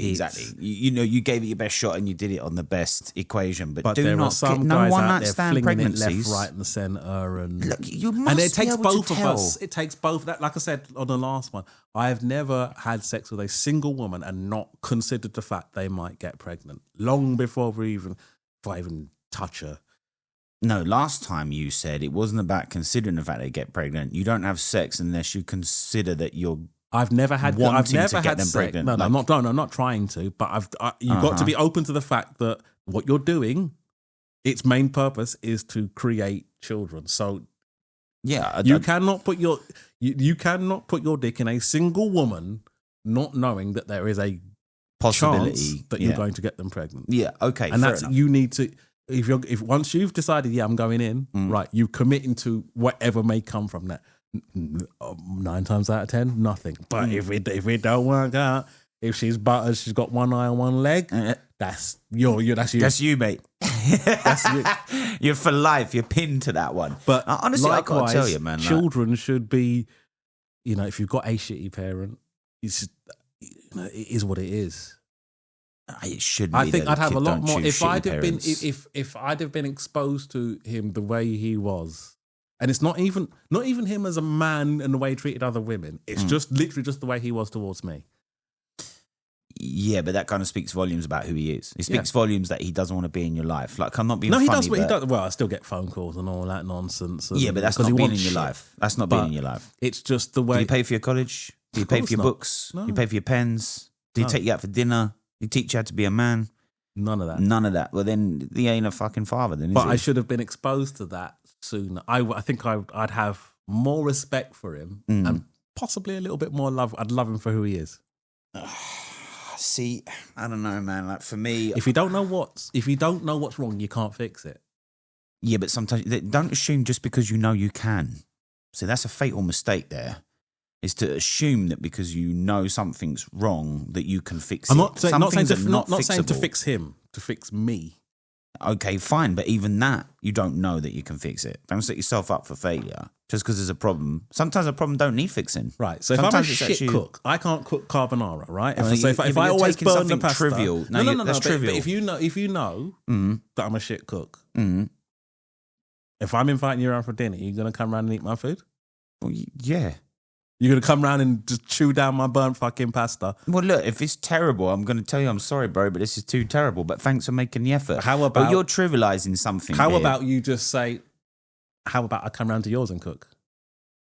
Yeah, or how about your example's a mile off here, brother. I'm sorry, but you can't compare fatherhood, being a father, or fixing something, even if it's on yourself, to cooking carbonara and a choice between coming to your house for cooking because I know you can't cook. Find another way. You won't find an example. Do you know why? Because there isn't one. There isn't one because it's too fundamental. Now, of course, you can repair yourself. You can do your best. You can patch it up, whatever. But it ain't never going to be the substitute for what a good father would have meant to you in your life. Someone who just would have been there and been like, well done, son, you've done great at college. How'd it go today? Do you need any books? You can only have do you want to go bowling? Do you want to go for a stroll? Do you want to go for a walk? Do you know how to shave? Let me teach you how to shave.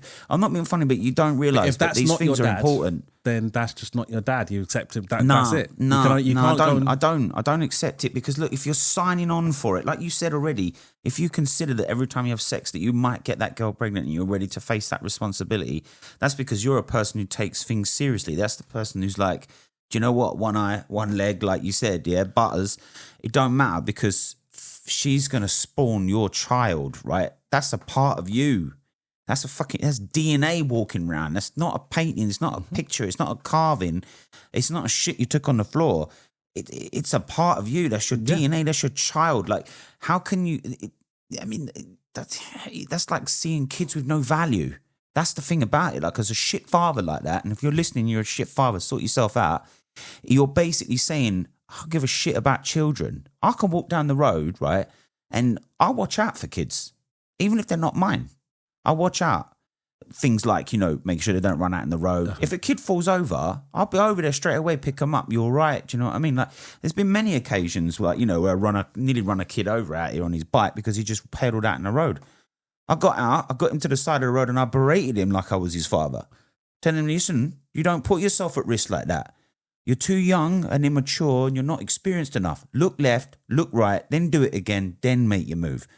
Don't let me ever see you pedaling out in front of my van again. You got to understand that what you've just described there doesn't come naturally to everybody. I know it does.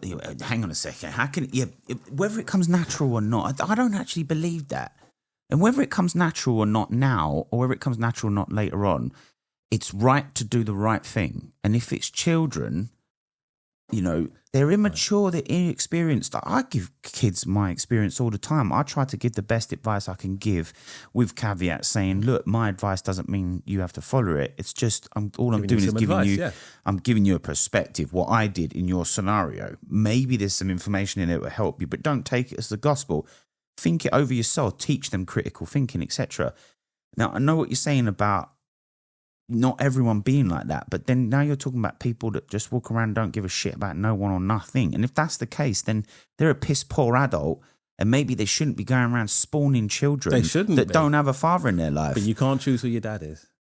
No, I'm not saying that. So I'm not blaming you. No. This is not your responsibility. I'm not saying it's. I'm not saying. What I'm saying is this is what you have. You've got this mother and you have this father. You can't change any of those. No, you can't. You should accept them for who they are, in right or wrong. Yeah, but you can criticize them from an adult perspective. I can criticize. You can be older and look at it and go, do you know what? You're a piece of shit, younger age, you're a piece of shit, mum. You can come to terms at a younger age and accept that person for who they are.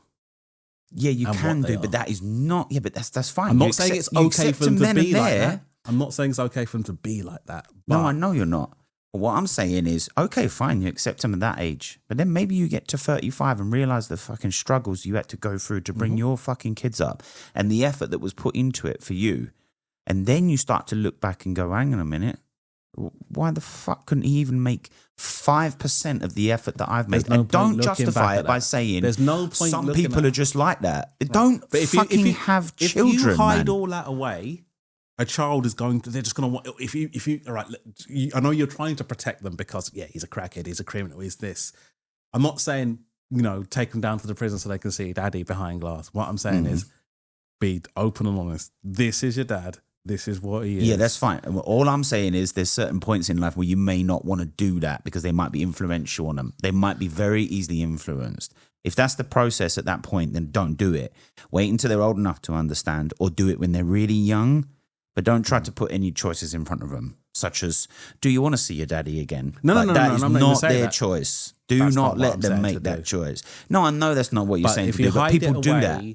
It becomes a mystery, and then the child's like, oh, well, I want to. They start looking even harder, and then when they do find that they don't understand who that person is, and then they make up their own mind of who that person is, and they'll say, well, you tried to keep this from me. I mean, that didn't happen to me, but I've seen other people, and I'm like, yeah, your mum meant well to not expose you to that shit, and they're still like, well, no, he's my dad, and they start. Yeah, but then they're immature. They're immature as well, then, because they haven't actually considered, they haven't been in a position, they haven't experienced a situation very much like that for themselves with their own children. Now, I'm not talking about the resentful mother here who got, drive-by pregnancy, you know what I mean, like that kind of thing. And so she's going to have resentment. She'll be like, no, he's a waste man. I don't want him in your life, blah, blah, blah. No, that's a whole different ball game there, which you're literally withholding it because you're feeling shitty and bitchy about it and resentful. Maybe you need to put that aside. But if you're doing it to protect your child, whatever, from this person, and they're at the age where they could be dangerously spoiled by it, or they could be misled or something by this person. I mean, there's some messed up people out there. You've got to understand. I will agree with you. Like maybe this person's a completely manipulative, like narcissistic, really just downright bad person, and you for the sake of Christ, you don't want that person in your child's life until they're old enough to be able to assess it from a perspective. But if you're old enough and you still don't assess it well, then that's the responsibilities on you. But if you're not old enough or not able to assess it, then the responsibility is on the parent not to have told you in the first place. I think it's nuanced. I think there is 100%. There's a spectrum in there. Like you're talking about from your perspective that you would have given more birth to your father, like in the way that his behavior or his lack of presence in your life or whatever is justified and would have been more justifiable had you have found out earlier. But I think what you don't realize is the value of a good father is really important for boys. And there is a lot of really shitty men out there, and you are, who don't put in the effort. I know the kind of father I don't want to be. Well, exactly. That's taught you that. But then you should know that anyway. Yeah, for me, you keep saying this doesn't come naturally. I do not believe for a moment that you have not spent any time at all looking at other people's fathers, other men that you've met. There were other men. My next door neighbour's dads. Saying. You didn't look at them and think, oh, that's a good trait. Actually, I'm going to do that. I see that. So what are you talking about? It don't come naturally. You don't need to come naturally. It's right there in front of you, for example. Not everybody can see all those good examples. And that goes for men and women. Not everybody, of course. Being a parent is not... But you take your kids to school. You see the other parents there. You meet parents. You had friends who had parents. It's not like you were locked up in a cave somewhere and didn't experience any of this stuff. Some people were, but most weren't. So I'm sorry, but I don't buy this where adults and people alike as they were growing up didn't look around them to the better adults, the people that were just, doing better, more calmer, gave you what you needed, that you thought, actually, I can use that. Maternal or paternal. And they're just... You don't have to be maternal or paternal. Okay, so then in that case, maybe you shouldn't have had kids in the first place. What are you getting all excited about having kids if you don't feel maternal? Like, it's like people that get a dog that's a puppy. I'm not saying this because I've got dogs. I'm just saying it as an example. They get it when it's a lovely little puppy and all the rest of it. Put fuck all effort into it. Then when the dog gets to 2 years old and they can't teach it anything and it's tearing up the sofa and shitting on the floor and pissing everywhere because they don't fucking bother to walk it, and then blame the fucking dog. Treat the dog badly, the dog gets worse. Yeah. It's exactly the same with children, people. If not worse. If not worse. The responsibility never ends. And to see your child fail later on is either that you don't care, which means you must have had to shut yourself off, or you feel really bad for it for the rest of your days. I honestly got to tell you, some people should just not have children, full stop. I would agree with you there. And they should know they are, and they should make the right choices. And seriously, bro, I can't emphasize enough how often I see these poor children who clearly suffer. I've had apprentices come to me who clearly had no decent male input in their life whatsoever. No decent family input. I had to straighten them out on so many things. And I still get them calling me and texting me now saying, thanks for that and thanks for this and appreciate what you said there. Not easy to have said to me, but you put me straight and I'm glad because it's made a big difference in my life. That is like for any human being, surely that is a reward, unless you're a psychopath or a narcissist. It is a reward, but like I said, these people, there are some people, it's like I said, it's no different. They were just a fool running around, pregnating the place up or getting pregnant and thought it was all some little game and it was all just something that was going to work out. And, you have a kid and you become a mother and you just know everything. Yeah. instead of actually thinking, you know what, I don't know everything. I do realise that obviously I'm 42 and I'm looking at this from a very experienced place, and maybe if I was 32, I wouldn't be thinking exactly the same. So I totally get that. And I don't know that it would have been healthy for me to have kids before this point.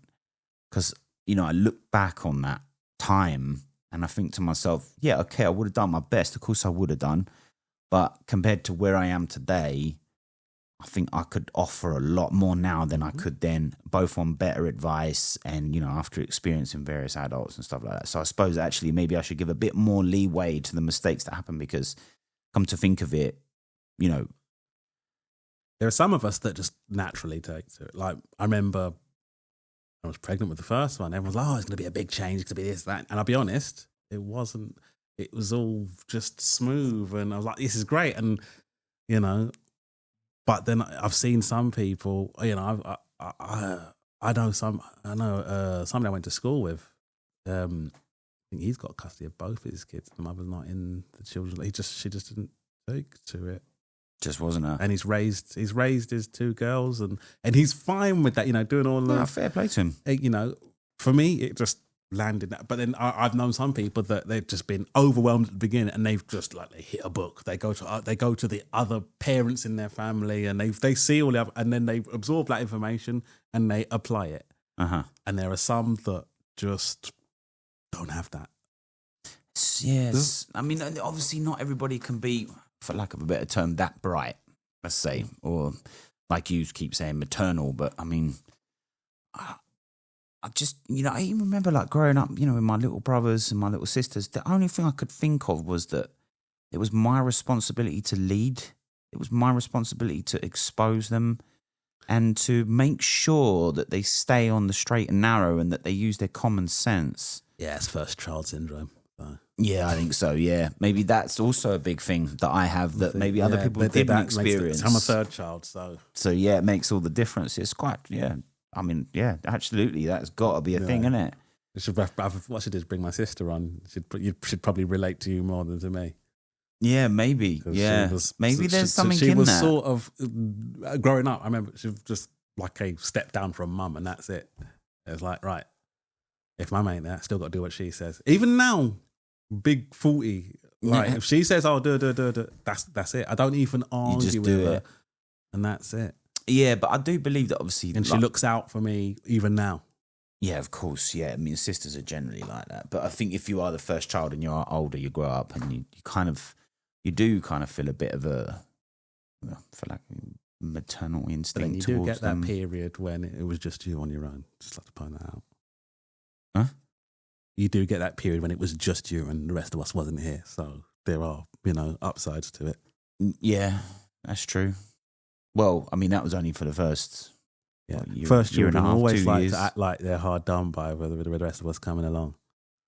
See, I never felt that way. I know a lot of people who say that though. A lot. They feel like, they were hard done by and everything was taken away from them. And that, that first child thing, when they get older, they get jealous of their brothers and sisters getting more attention. The get baby. Away with it and did it. I was never like that. I don't know why, but I just never felt that way. You never felt the others got away with more than you did. Oh, yeah, but then, I never got away with nothing anyway. I was like, for some reason, I think I was just too noticeable. I wasn't stealthy enough in the things that I was doing. Too blatant, setting fire to your own room. It's just a bit too obvious. I should have set fire to my brother's room, and then it would have been his fault. It would have been like some kind of lack of proof there. Mind you, I probably would have got blamed for that as well. But, I did get blamed for a lot, for sure.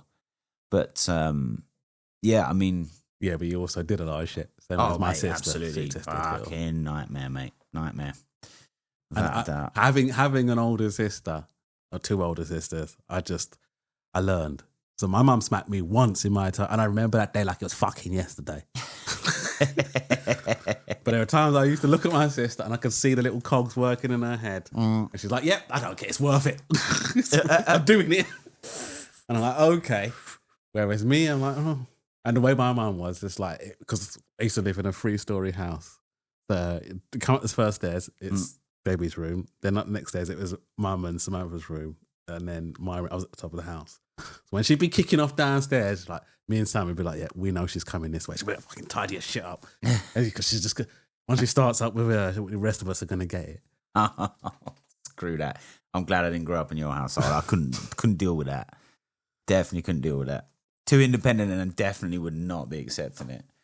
I mean, that was my whole problem, I suppose. I didn't accept anybody telling me what to do when I was younger at all. I hated it, man, so much. That's a first child thing as well. Yeah, like me, I'm like, yeah, right. What we doing now? What this shit isn't working. Oh, someone's starting. Right, if I can't get hold of mum. Oh, now I remember.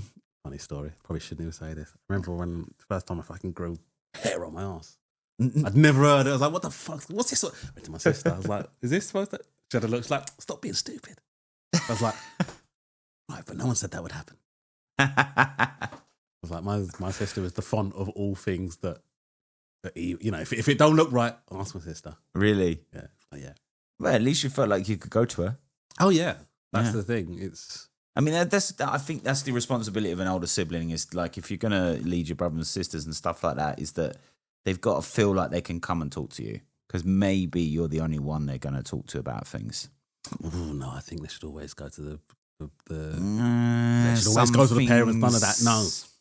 But it depends on how your parents are going to respond, on how they have responded to things. My door is always open. If I find out the younger two are up to some shit via number one, everybody's getting blasted. When I speak, I remember that because I remember I had the one at 18 months, was all right, and then I had Justin, and that's the first time me and Faith ever crossed swords. I remember because she was like, I told her to do something. Because it wasn't verbal, but I told him to, and he just did as I said. And then she went and was like, no, don't do that. And I was like, I just looked at her and I'm like, what? No, who are you? No. You can't. Because I had a nice little bond on them, but she was like, yeah, I run the show around here. And she stood up and looked me in, and I was like, have you lost your mind? Yeah, no, and not have you. You've lost your mind, mate. Yeah. No, I totally agree with that. You cannot have them cancelling your order. Absolutely. Whatever comes from the top comes from the top. I told my lot it doesn't already. hit the middle and come back up again. Do you know what I'm saying? No. I don't believe it. I remember my friend, that's it. My friend, he's got 2 daughters, and there's a big gap though. So like there's a 17. No, she's 19, but there's like 11-year gap. Mm-hmm. And the younger one sort of gave away that the older one had a boyfriend. Okay. And like, so she's gone and told her mum, and mum's told dad, like, all right. And then like they've said, oh, so you know, you got a boyfriend. And she's gone to her sister, like, why do you tell him? And I'm like, why would you expect her to keep secrets from? No, no secret. I expect if shit's going on, if someone's doing something they shouldn't be doing, all I expect to hear is, I'm going to tell daddy. That's it.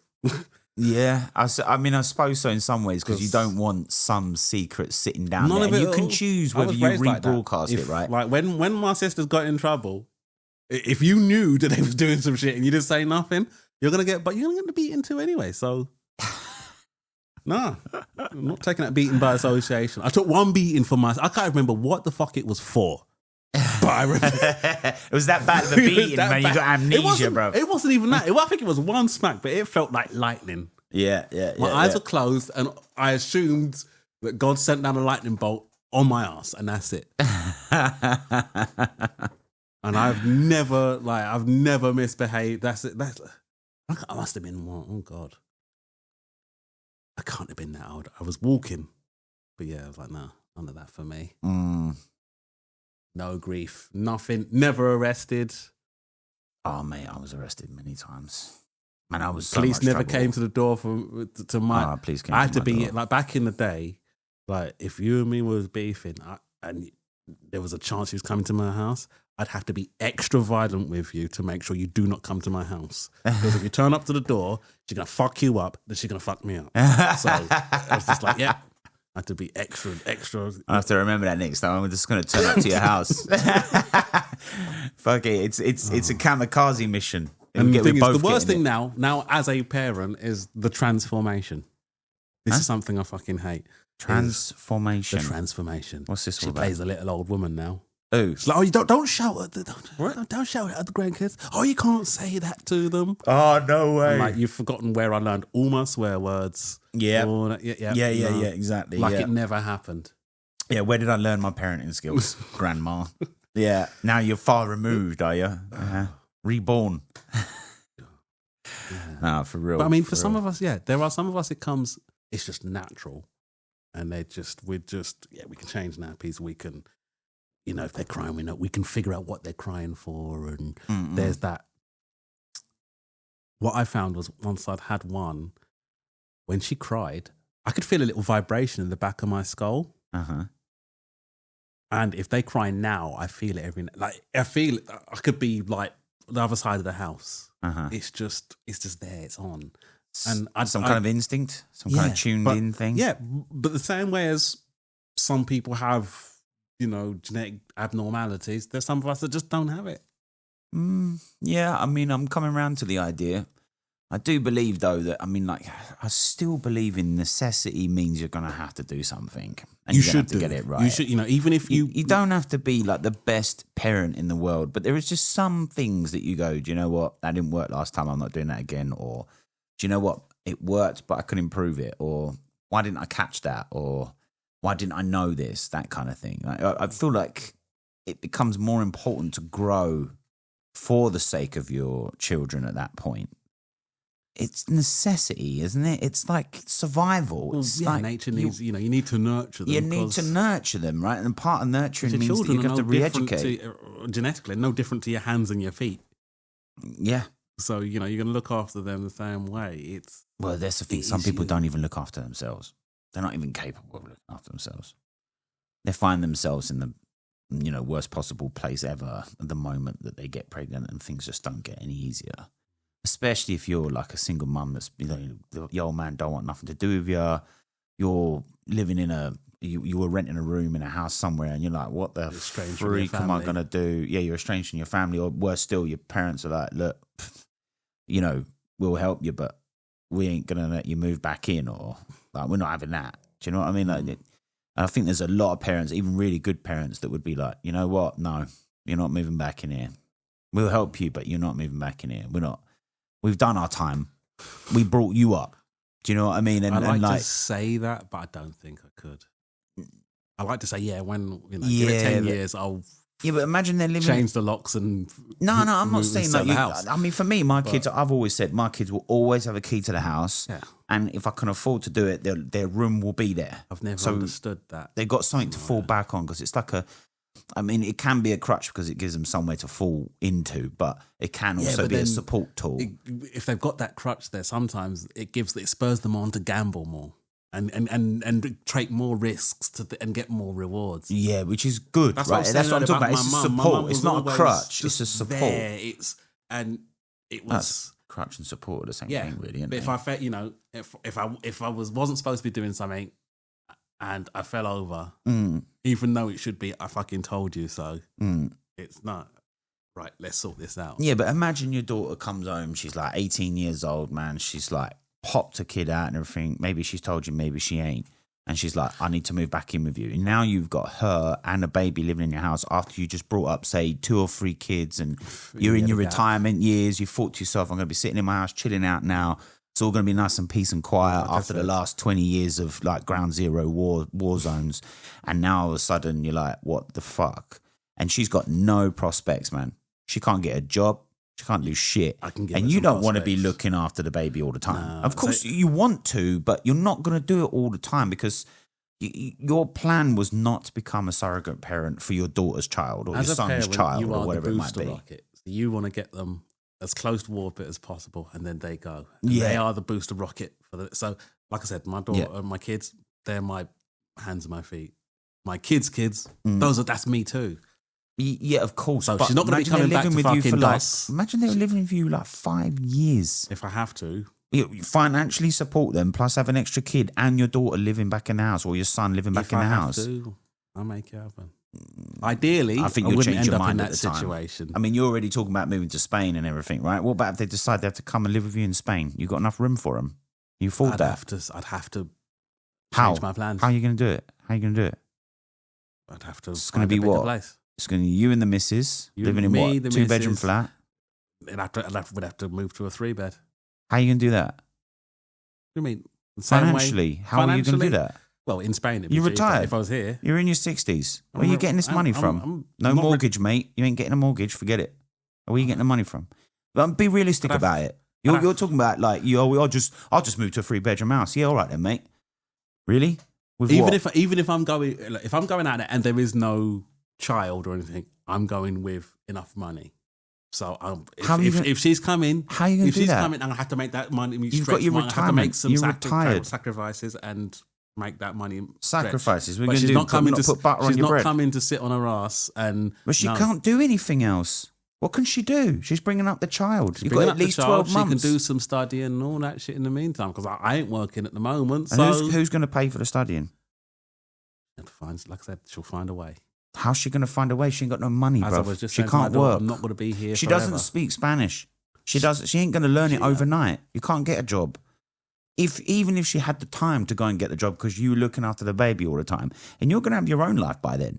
You've done your years, mate. You retired for a reason. I think you're not. Ultimately, the you're considering responsibility for that baby gravity. is hers. But Yeah, but she's come to you. She's fucked. She's come to me, and I've still got to support her. I can't leave. What am I I'm supposed not to do? saying don't support her. All I'm saying is, if you move her in with you, you're stuck with it.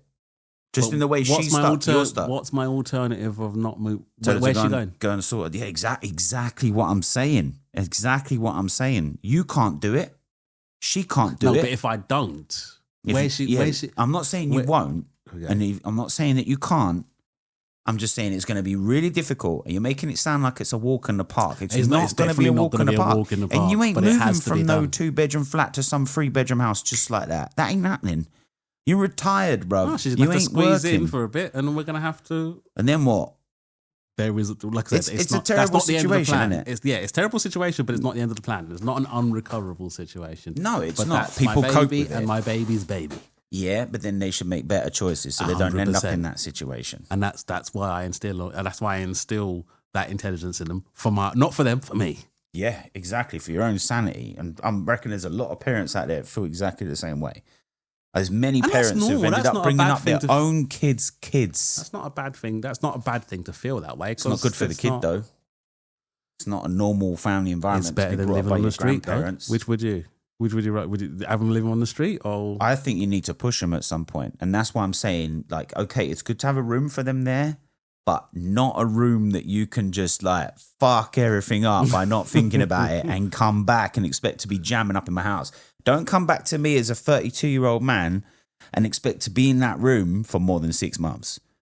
Because I'm telling you, after 6 months, it's still your room, but you ain't living in it. You can go and sort yourself out, mate, because you should have sorted yourself out by then. I am not here to finance your lifestyle choices that have failed time and time again because you have chosen not to think about it. And that's what I'm saying. That's what I meant by a crutch. It's like kind of it's support, but it's there because you want to let them know that they can, like you said, they can take risks and all the rest of it, but to for them to just fall into any time they want. I was on the way home from the pub and I got lost and I woke up in your house. No, you didn't, mate. No, you fucking didn't. Get out. Do you know what I mean? Get the fuck out of my house, man. Do you know what I'm saying? Because like That's all part of the whole, you still got to be putting into that child. Otherwise, under the new government we're looking to run, I'm going to be doing 10% of whatever fucking sentence. Yeah. It's actually 20%. There you go, 20%. 10% is hopeful. We're going for the full 20. And I'm not going prison for myself, so I'm certainly not going to prison for my kids. Well, you might have to under our new rules, mate. That's just the way it works. Well, no, because I would. It's not one rule for you and one rule for everyone else, mate. You're not the government. Well, if I can prove that he was a wrong and I put him down, I shouldn't. Yeah, in that scenario, This is what I said to you before. If I prove he's a wrong and I put him down, do I have to do my sentence? I think no, because I think it would be tested. You've got to be means tested. You can't just be flinging every parent in prison. Some of them might have done a really fantastic job, and then you introduced them to their father who hadn't been in their life for 5 years, who was a crackhead, who got them involved in taking crack and crack slinging, and now they're going to prison for 15 years for smuggling crack from one place to another, and you are getting 20% of that. Not your responsibility, is it? Or is it? Because you introduced them to the problem. If I can prove the other parent is responsible for it, they get the 20%, surely? Well, yeah. Obviously, they get... No, remember, it's shared. It's shared. I thought it was optional. No. They have to do half of the 20% each. Each, yeah. Oh, yeah, no. We're going all out here, man. We're talking full leverage here. Not, dad can do the 5 years. I'll stay out here. No. So what if I It's put down the child what if I put down the child and the other parent? To avoid, I found they're out both fucked up. No, what if I found out that that my ex is selling drugs, there's a big time king, and my child's involved in it, and I kill them both? Well, I mean, you're going to prison anyway. So you haven't really gotten yourself out of the situation. You kind of got, and you know what? I'm going to make it worse for you. Here we go. Imagine this, right? Your kid gets to 18, does something really stupid, gets a 10-year sentence, right? So you go to prison for 2 years out of those 10. And when you come out, the missus goes in and you find out it weren't your son in the first place. Well, see, paternity fraud should be that should be a sentence. I think, to be honest with you, if you are caught with maternity fraud and you've been paying maintenance for that kid, or you've been paying for that kid or whatever, they should have to pay you back. What's your position on mandatory paternity test? That you can force a mandatory one, but not that it's mandatory as in so like, as soon as she gets pregnant. All babies at birth are tested to ensure. What about if the parents are standing there going, no, look, trust me, I know, and we know. We're good parents, we're married, that's our kid, right? Let's just assume that, so not mandatory for them, but if, for example, there's a few questions and you're thinking to yourself, you know what, I'm not actually sure about this, then you can ask for it and they can take it without any more consent needed. But then the mum's going to be giving you a side eye. My question here is... No, you should be able to do it on the D-Lo, innit? No, come on, man. What's the problem with blanket testing just to make sure? So, congratulations, here's your baby boy. You'd think the government would be interested in that, wouldn't you? And here's the certificate, and yeah, it's definitely yours. Yeah, we get Maury Povich to come out and read it, though. Is it Maury Povich? It's Maury Povich. Yeah, isn't but then the mum can't. No, he has to come out and do it. I like the way mum he can't does run it. if she's just given birth. That's the thing. Imagine, she's got to do. I like the little run afterwards where she runs around. Why do they do that? I have no Can idea. you explain to me what that's all about? Where are they running to? I mean, the cameraman, Away from fair play to him. accountability. He's running with a camera and she's falling over. She's not carrying a camera. He doesn't seem to fall over. Yeah, and the mic is on her still as well, so you can hear everything. What are they thinking about, bro? That they run behind the stage, run towards the fire exit, but they're still on camera and they've got the microphone strapped to their fat ass so we can hear everything. You need to watch Paternity Court on YouTube because you'll see these chicks, they are giving it. No, it's definitely his. It's the only, blah, blah. Yeah, that's what they do on the merit program. No way. But then they bust the results. Right. Yeah, I'm sorry. Do you know who it is? On some occasions, yeah, I knew it was this guy here. After you spent, or the worst one is actually, yes, this guy here. Right, next episode. Yeah, it's definitely him. Yeah, because it wasn't the other guy. It's only those two. No, it's not him. Oh, God. I think one woman went through about 5 guys. 5? 5 guys, like the burger joint. Oh, mate. Do you know what? If I knew that she'd gone through 5 guys, right, I just wouldn't even turn up. I'd be like, screw it, man. If it's me, I'll find out on the TV. I'm not going there. I'm not showing my face. But like I said, once again, I believe children have a right to know who their parents are. So I don't. Yeah, that's true. So yeah, if we just made it a mandatory thing, because we always know who the mum is. Well, yeah. So, yeah, but the dad's up for debate. Is that what you're saying? Well, but no. If we just do a little blanket, here's because you get a bit of paper when you have the baby. You got to go and register it. So you got that, and also this is yours. It's definitely yours. Here you go. Do you have to register it? Yeah, it's a criminal offence to not register a child. It's a criminal offence to not register your child. Doesn't that kind of feel like you're you've sold them into the system. You sold them into the system. Yeah. Well, it's illegal not to. Yes, if you was to meet a woman, keep her in this flat, and she willingly, obviously, the two of you have a baby, and you deliver it here, and you tell no notification, no nothing, so they've got no NI number, they're not registered in the system. That's a criminal. Wow, they're invisible to the system. Exactly. God, if I was rich, I'd do exactly that. Imagine. Mind you, they could never travel. Mind you, if you're rich, you could probably get away with it somehow. How are you going to... Get them fake documents, right? You're rich. Speak to your mate. Get a fake document. Give them any name you want. These people don't exist. As far as I know, once you get found out, in fact, let's just Google how much, because I think from what I read, a prison sentence or what? Yeah, you're getting big time. Big times. They can send the parents to prison at this occasion, but they can't do the 20% thing. That just sounds completely insane to me. I mean, okay, yeah, you probably want to register your kid. You want them to go to school and nursery and all the rest of it. But to not have a choice, full stop. Jeez, what next? You don't get to choose a name either? Can you imagine? Oh, it's come down now, actually. Mm. Penalty for not registering a birth is a fine of up to 200 quid. Is that it? Is that all you get? Was that £200 per what? Per day? Per child. week? No. Per child? Full stop? Is that it? That's it. Oh. Right, you can keep 'em out, you can get them out of the Matrix then. Yeah. They can be Neo. But that being said, what is your position on mandatory paternity tests for all babies?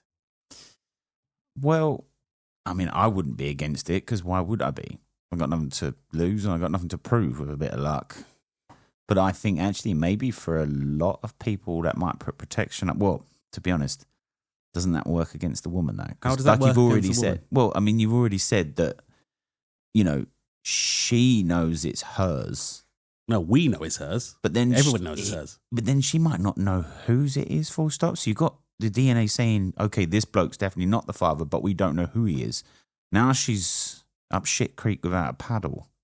And whose fault is Well, yeah. I mean, like, whose fault's that? Whose fault is that? Kind of. Oh, so should we just fling it at this guy because he just happened to be there and fall for it? And I wonder how many men are actually bringing up illegitimate children and don't know about it. I think it was. What is the percentage? I saw something. Is there a it's around about the statistic for that? 35 to 40% mark. No. There isn't that many greasy women out there. No way. Oh, please tell me there's not that many greasy women out there. For freak's sake, man. I'm trying to find a wife to settle down with, mate. Oh God. I can't. I just wonder how they'd even get statistics on that. I mean, so according to research, estimated percentage of men unknowingly raising children who are not biologically theirs is between 27 and 35%. what? Now, 27. Imagine. Is that just for the UK or is that like nationwide, international, it's that AI planet thing though? That I'm assuming that must AI. be What's that? DeepSeek, whatever. No, Gemini. Deep Throat. That's the one I like. Never tells a lie because it can't talk. You wouldn't have to worry about the DNA there, would you? No, that's well, mate. Who knows? Who knows, bro? But I mean, leaving the man out of that, I think the child. I think it's incredibly unfair for a woman to lie to her child about who the father is. Oh, I don't disagree with you on that one because like there is such a thing as a genetic connection with someone, right? I mean, It doesn't mean you love them, but that is your genes walking around, and you do kind of. There's something about being a human and knowing where you came from and how it all started and who you started from. Is your parents are just fundamental to that discovery, right?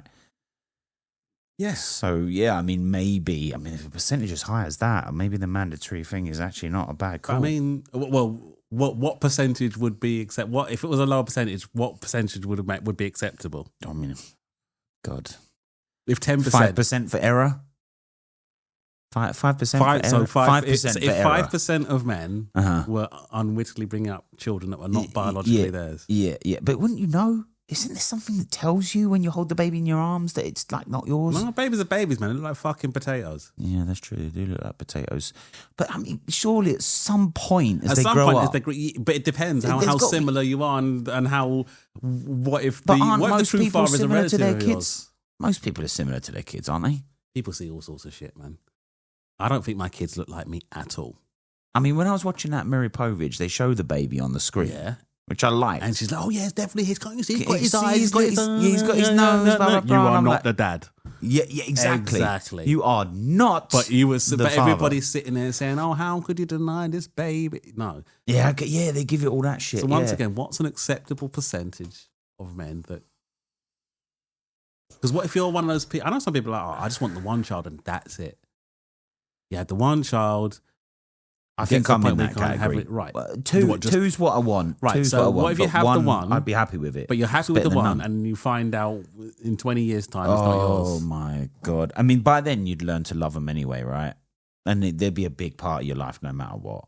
So even if you weren't the real father, you pretty much are. But I think that there would be this whole thing of you'd have two choices at that point. Either you completely forget everything you know at that point and just go back to pretending it didn't happen. People will. Sometimes denial is easier than acceptance. It is. I'm sorry. That's insane. Denial is easier than acceptance in certain situations. And I think you might choose to be denying it in this situation. Absolutely not. No, not you, but like I think there is a lot of men. Look, man, let's say for example you have your first kid when they're 20, when you're 40, and they're 20 years old now. You're 60, right? Mate, you're retired, you're chilling out, man, your bones are aching, you're like, thank God I got through that. Now all of a sudden you find out it's not your kid. Are you going to let that at that point like really destroy your life? I mean, you're never going to look at your wife in the same way. You probably will lose love for her, but the whole child family situation might be enough for you to you just still have deny that it and relationship switch with off a that little child, bit to but her. that child is not your child. Not biologically yours. Yeah, do you know what? Actually, come to think of that, right? Here we go again. Back to the fucking biology, back to the DNA. That whole bit has been stolen away from you because had you have known earlier, you could have gone and produced your own DNA, your own child, and now that's been stolen from you. Now I look at it from that angle. I think to myself, actually, yeah, let's bring on the mandatory DNA test because it's fine and you might deny and you might accept, but what's been stolen from you is the fact that your DNA does no longer walk this planet. And your chances at that point are probably, you're probably firing blanks by now. Maybe you've had to snip. Exactly. You know what I mean? Maybe you could take measures where you there was a can't guy on the telly a even... couple of years ago. He had I think he had 2 boys.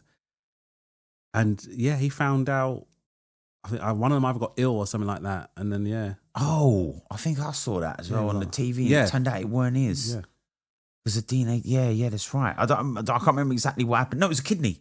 Yeah. It was a kidney or something like that from him or ran the other way. There was some kind of transplant-y thing in there, blood or something. I can't remember exactly what. And that's when they checked the DNA. Oh, man. Do you know what? You've got a good point, man. Maybe it should just be mandatory. That way there's no questions. Because now I'm thinking the only thing here is that you cannot go back.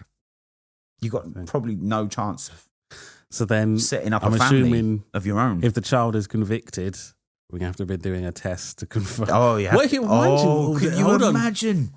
Could you imagine? What if you've raised the child, but it's not biologically yours, and they've committed the offence? Do you still do the 20%, or Jesus Christ? Both parents and the other parent. I mean, there's the absent father and the actual biological father, and the mum do the 20%. Where are we going with this one? It's a really tricky one, that one, because it's like, well, if he knew from the early days and he still continued to bring the child up, then we could say, look, the responsibility is yours. No, actually, yeah, but then he's not the biological father. So I'm thinking, okay, let's imagine he didn't know until he went to court that he wasn't the biological father, right? Maybe the interview goes first and you're like, are you the biological father? Yes, I am. I've spent the last 18 years bringing them up, blah, blah, blah. Well, it comes back to the same thing, doesn't it? Because they brought them up. So they taught them everything they know. And they knew everything about them and they still didn't do anything or tell anyone or try to change it. And therefore, the responsibility stays the same. Okay, this ain't so confusing. But what does the biological father get then? Does he get 20%? No, the father, no, because unless he had everything to do with that kid's life, then no. That's what I'm saying. So he's grown up with an illegitimate father. We don't know that there was another father. She's never told anybody. And he's brought that kid up for 18 years and now he's done something stupid and, you know, he should have known better. And he could have been stopped by the parents. The parents should have been monitoring him. So do step-parents get 20%? Yeah, absolutely. Yeah, absolutely. Yeah. But depending on how long they've been in life, maybe we could just reduce, maybe we can work the sentence out to a percentage of years that they've been in their life. So if you've been in their life for only, 5 years or whatever, then you only do one fourth of the sentence. Somebody under 18 commits an offence, gets 20 years, and their parents are split up amicably and got married to other people. Yeah. Oh, yeah, we're starting to get nuanced now. What we're saying is... Yeah, but you're still the parent. Yeah, so both step-parents are also involved. Yeah, but this is where the assessment has to come in, right? Because if we turn around, the assessment is there to check that Are you a negligent parent? Do you have a culpability in this? If they turn out to be the best parents in the world, parents are dickheads. Are we splitting that 20% 4 ways or? I mean, like, no. I think it goes to after the assessment, the parent who was the shittiest parents, they're the ones who do the time. So it could be one from one side, one from the other. Okay. One legit, one step. And both steps?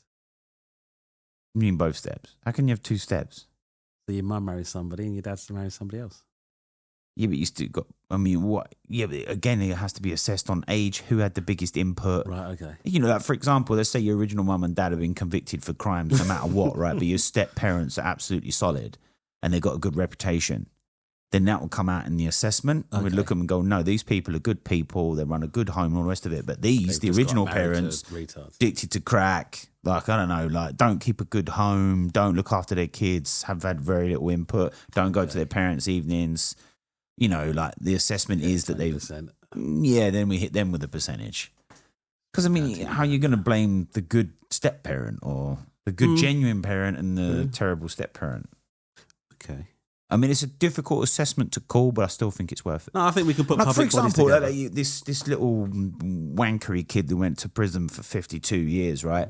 I mean, we can call it and say the parents were probably not great, right? I mean, this guy had all kinds of things in his room. He'd been buying knives and shit. Where's he getting his money from, fam? You have a job. Where's he getting his money from? Your son comes to you and says, oh, Dad, look, I want to buy this Rambo knife. It's only 50 quid. Yeah, all right, son, I'll get that for you. It's 50 quid. How do you even have that conversation? For me, I just don't understand why kids need knives. They just don't need knives. I mean, if they're fishing or they're working or something like that and they're in the garden, they're doing something, yeah, they've got a knife in their hand, they're chopping down a bush or whatever. But otherwise, why the bloody hell they're rolling down the street with a knife? And, back in the day, you needed a penknife. You needed a penknife because there was branches to carve and there was like bushes everywhere and shit like that. It was a different time. Okay. But nowadays, you don't need a penknife. You don't need no Swiss Army knife. Well, nobody's got any of those. The bus comes and it comes on time. Back in our day, you could be waiting for a 54 for a long time, bruv, or a 136. It might never come. God. You might have to kill someone's family cat and eat it. You might be sleeping rough and get that inside night. to stay warm. Yeah. Jesus. You may need to cut open a homeless person to stay warm, bruv. Do you know what I'm saying? So you needed a penknife in those days, but these days it ain't like that. I'll never forget. Did I tell you what happened when my niece threw a party in Catford? No. So when my sister, she lived on Torridon Road, so she said my niece it was a 12th or 13th birthday party, but she put it on bloody Facebook. Ooh. So I was at Laura's, and my sister called me. She's like, the Douglas is going out of control. So I've got on the bike, I've gone down there, and they were like kids outside. There's music playing. I'm like, what are you doing? That's we saw it. We come. I'm like, fuck off out the way. I've gone inside. My sister's losing it, and she just had her first boy. So I've come down. I'm holding this. I come down. Like there's more boys, but like kids trying to push past the door and everything. And I'm like, I'm holding the fucking baby. Come out the fucking way anyway. Mm. And then it's got to the point where like they're sort of camped out upstairs. The kids are still having this fucking party. So my sister just called the police. And I remember I was hanging out the window and the police have come because she's at the top end of the road. Police have bust round the corner. And there's one kid just there. And out of nowhere, because the police he's just started sprinting. But he's dashed something in the bush. Uh-huh. What's going on? So then they've started to the police have dispersed like most of them. Mm-hmm. And I was like, I'm looking at the bush over there. And it goes in there, pulls out a big bag of weed and this giant fucking set of nunchucks. I was like, was it a Ninja Turtle or something? Yeah, it seems like it, isn't it? Leonardo. But no, wait, is it Leonardo with the nunchucks? No, it's Michelangelo has the nunchucks. Yeah, Michelangelo, my bad, yeah. But I mean, I don't understand how those. Wait, what did Raphael have then? Oh, yeah, the forks. Had the forks. Yeah, Donatello had the chopsticks. Yeah. But how do those parents not know that he's bought those nuts? Ultimately, the dad knew something was iffy when the cab driver turned up the week before. Well, I mean, yeah. And so also, like, I'm not being funny, but in my house, if my mum thought we had something, it was strip searched at the door. Standard. Listen, my mum was like a I detective. couldn't even order shit to my I house. swear there was like one of the, the things they have in like airports and that. I swear she had one of those, bro, because I couldn't even smuggle nothing into my house. I remember the time I got a penknife. I bought it myself. But I got home, bro, and within the next day I went to school, came back. Mum was like, I need to talk to you. Mum was like, what? What's the matter? There's the fucking penknife on the table, and I'm like, I hid that shit. How the fucking hell did you find that? What is it? Like, Toss your fucking room like a cell. Yeah, toss it. You know, just like smash everything up, bro. Just cut open a mouth. Because you know. The thing is, as a child, parent, even as an adult, you're giving off vibes. So like sometimes they'll just be sitting there watching TV, trying to enjoy the rest of their life, and you're giving off fucking foolishness kid vibes. Now they get pissed off because they've got to go and get involved. And I guess his parents weren't picking up the How can Amazon they not? boxes. Apparently he had like knives. shitloads of stuff on his computer. He was a total fucking hermit. He had like multiple knives up in the room. Ricin making material. Like, come on, man. Like, he tried to get in a taxi a week before with a knife, clearly, because he said he was going to go to the school to harm kids. How are you going to do that with your bare hands, mate? I know where he got the bet he had a blade ricin on him from. then. I bet he did. I know where he got the ricin from, though. What, crushing out the... So there's a show that was on Sky called Wolf. Yeah. It's sort of like the forensic science version of Luther. And there's an episode where this guy's... Luther was great. I recommend watching Wolf. Really? All right. I'm on them. The fun is the guy that plays Wolf was actually in an episode of Luther, if you pay attention. Okay. But there's an episode where there's a guy that was he was trying to take his grandson from his son, and they were poisoning them with ricin. And it clearly says what plant and the seeds and to crush them up. That's where I believe he got that one from. I can't confirm it, but that's my assumption. Unless I don't think it would be that difficult to find how to produce ricin, but or other poisons as well. My children, my son, I've got Google Family Link, and I've got Microsoft Family. That Lewis goes into any Chromebook or anything or any iPhone. He can't get into it, and I can see his activity. I get weekly bloody reports. I only just spent today deleting all of the 4 or 5 years worth of weekly reports that I haven't fucking read. So I don't understand how. Yeah, I really don't get it. When there's something messed up with your own kid. If he got it delivered somewhere else, I could understand. Yeah, but come on, man. Like, he ordered that to the house. That got delivered in a box, man. I mean, like, back in the day, if I would have done that, which we never did because we didn't have Amazon or anything like that, my mum would have been like, what's in the box? I'd have had to get shit delivered to your house. What's in there? Like, bro, even if I ordered it to my friend's house, I'm telling you, that little magnet thing that she's got by the door would detect me out. She would find it. I couldn't get away with nothing. Nothing. My mum was like a FBI agent. Like you're saying, toss my room.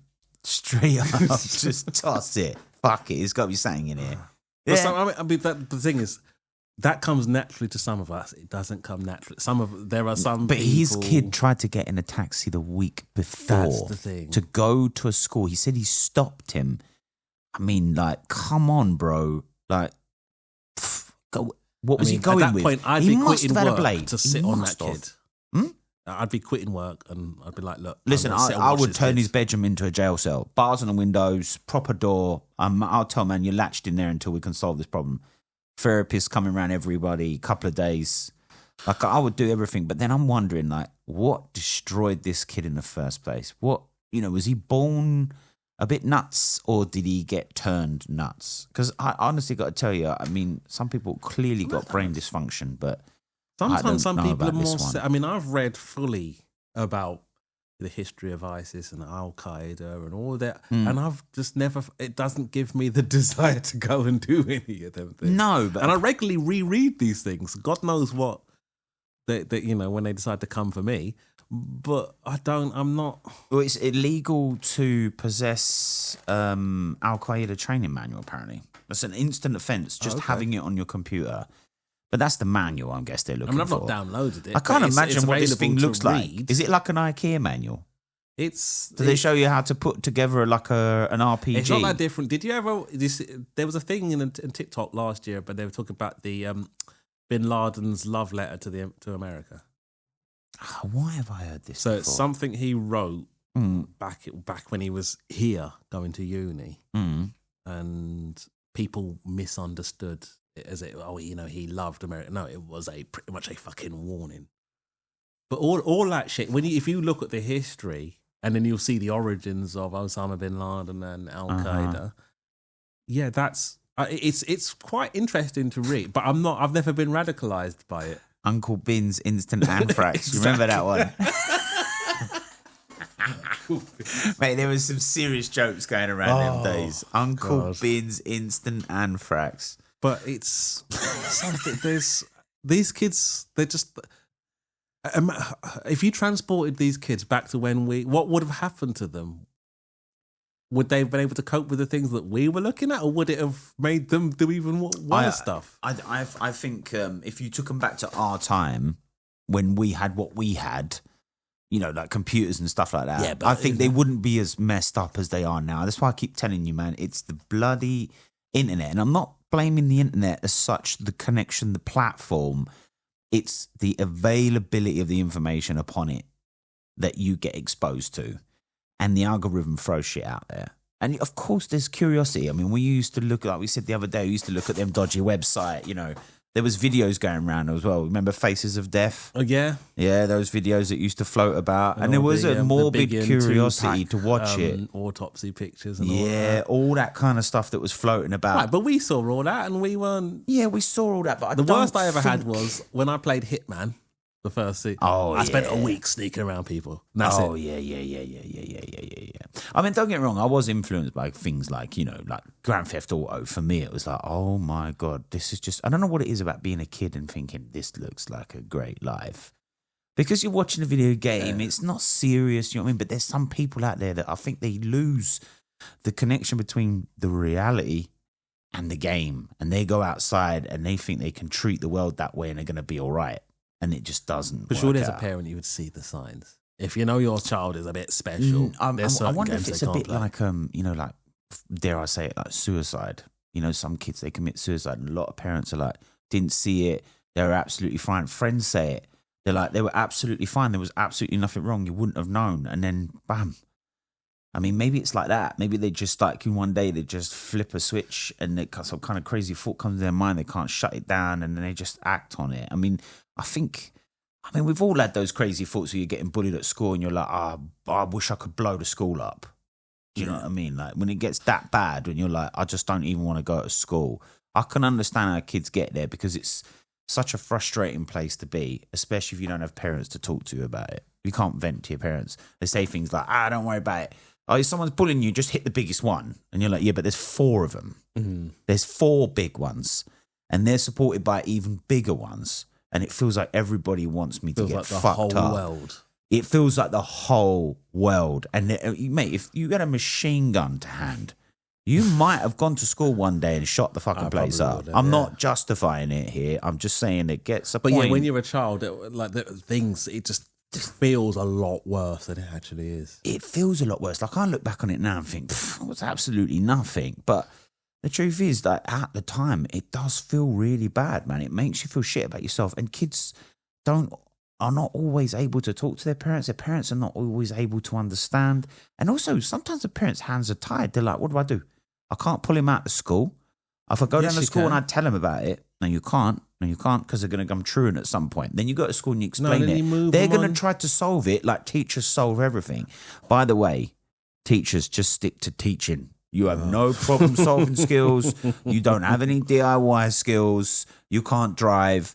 Just stay in the school. Too many people who shouldn't be teaching teach. Oh, flipping hell. I mean, even in my day, but nowadays it's even worse. So can you imagine you go to the school, they're going to be like, we're going to take the bullies and we're going to bring them all to the hall in front of everybody and we're going to get them to apologize to you while we tickle them with a feather. And you're like, oh yeah, that's going to make things better for me, innit? That's great. Or worse still, you get them all kicked out.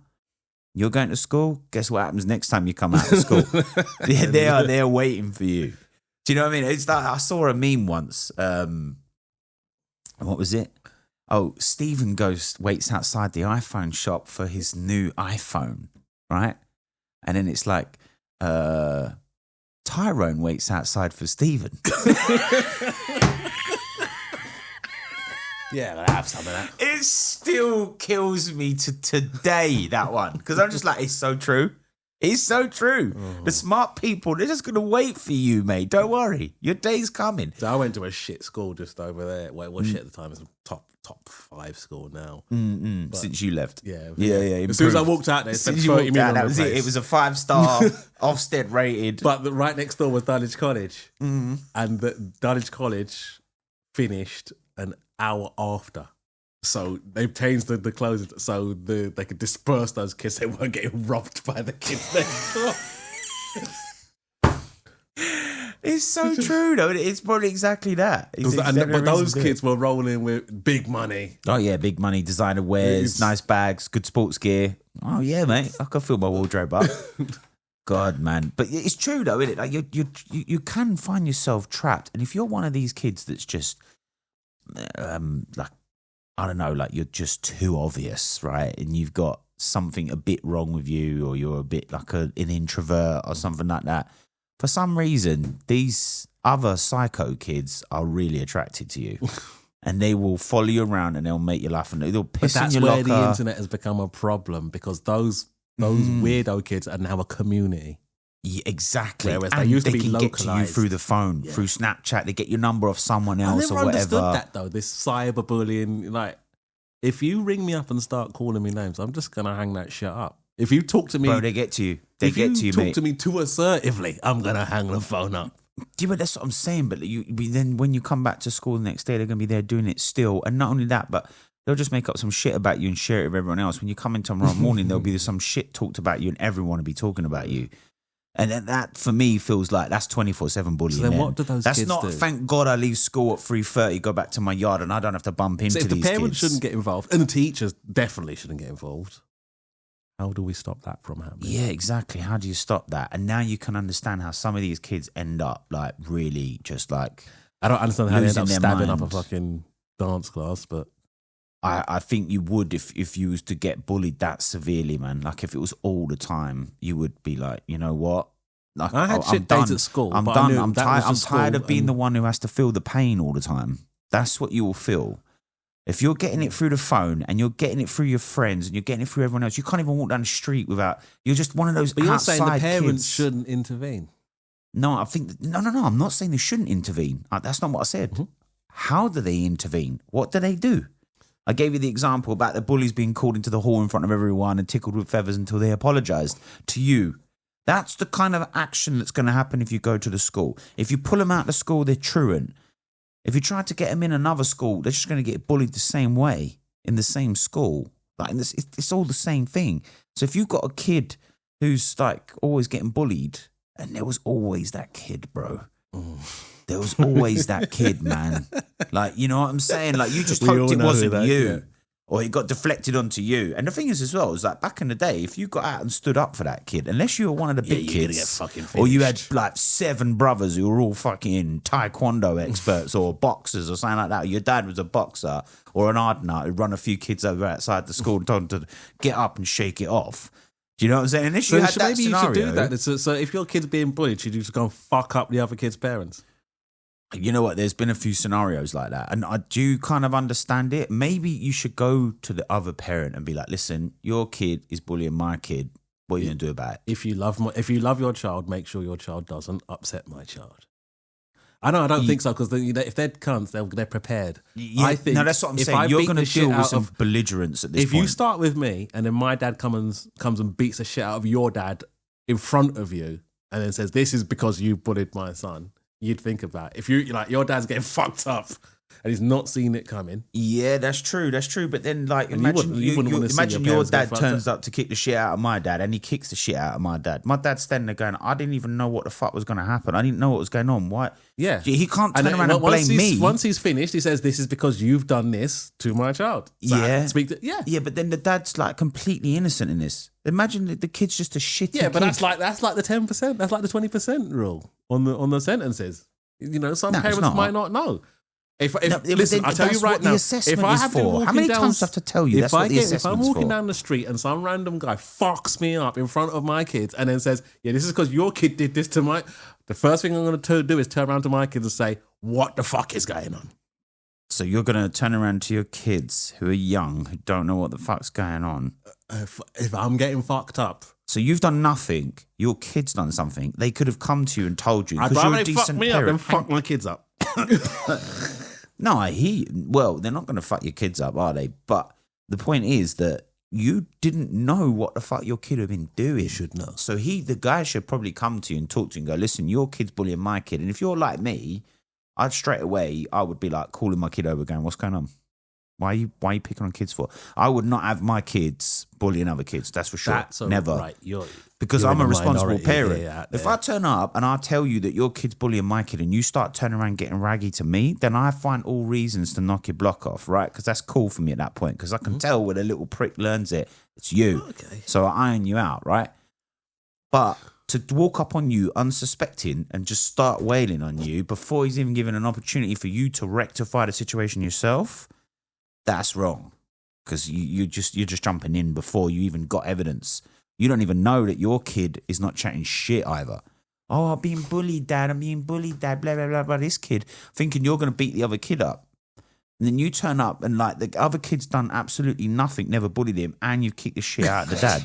Do you know what I'm saying?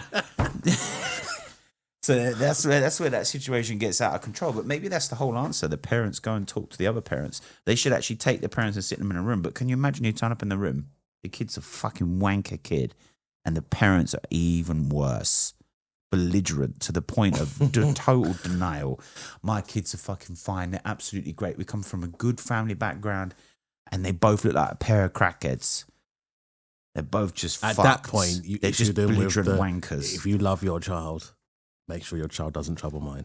Yeah, and then the guy turns around and goes, what do you mean by that, mate? You want to talk about it outside then? Absolutely. And then he pulls out a shank and sticks it in you. No, because I'd walk away from that and burn his house down. Yeah, but you ain't going to walk away from that. He's But chasing you down there with a would be- shank.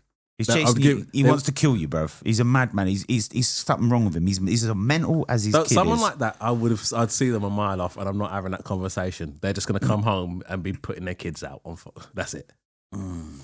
Yeah, I mean, I suppose so, but it puts parents.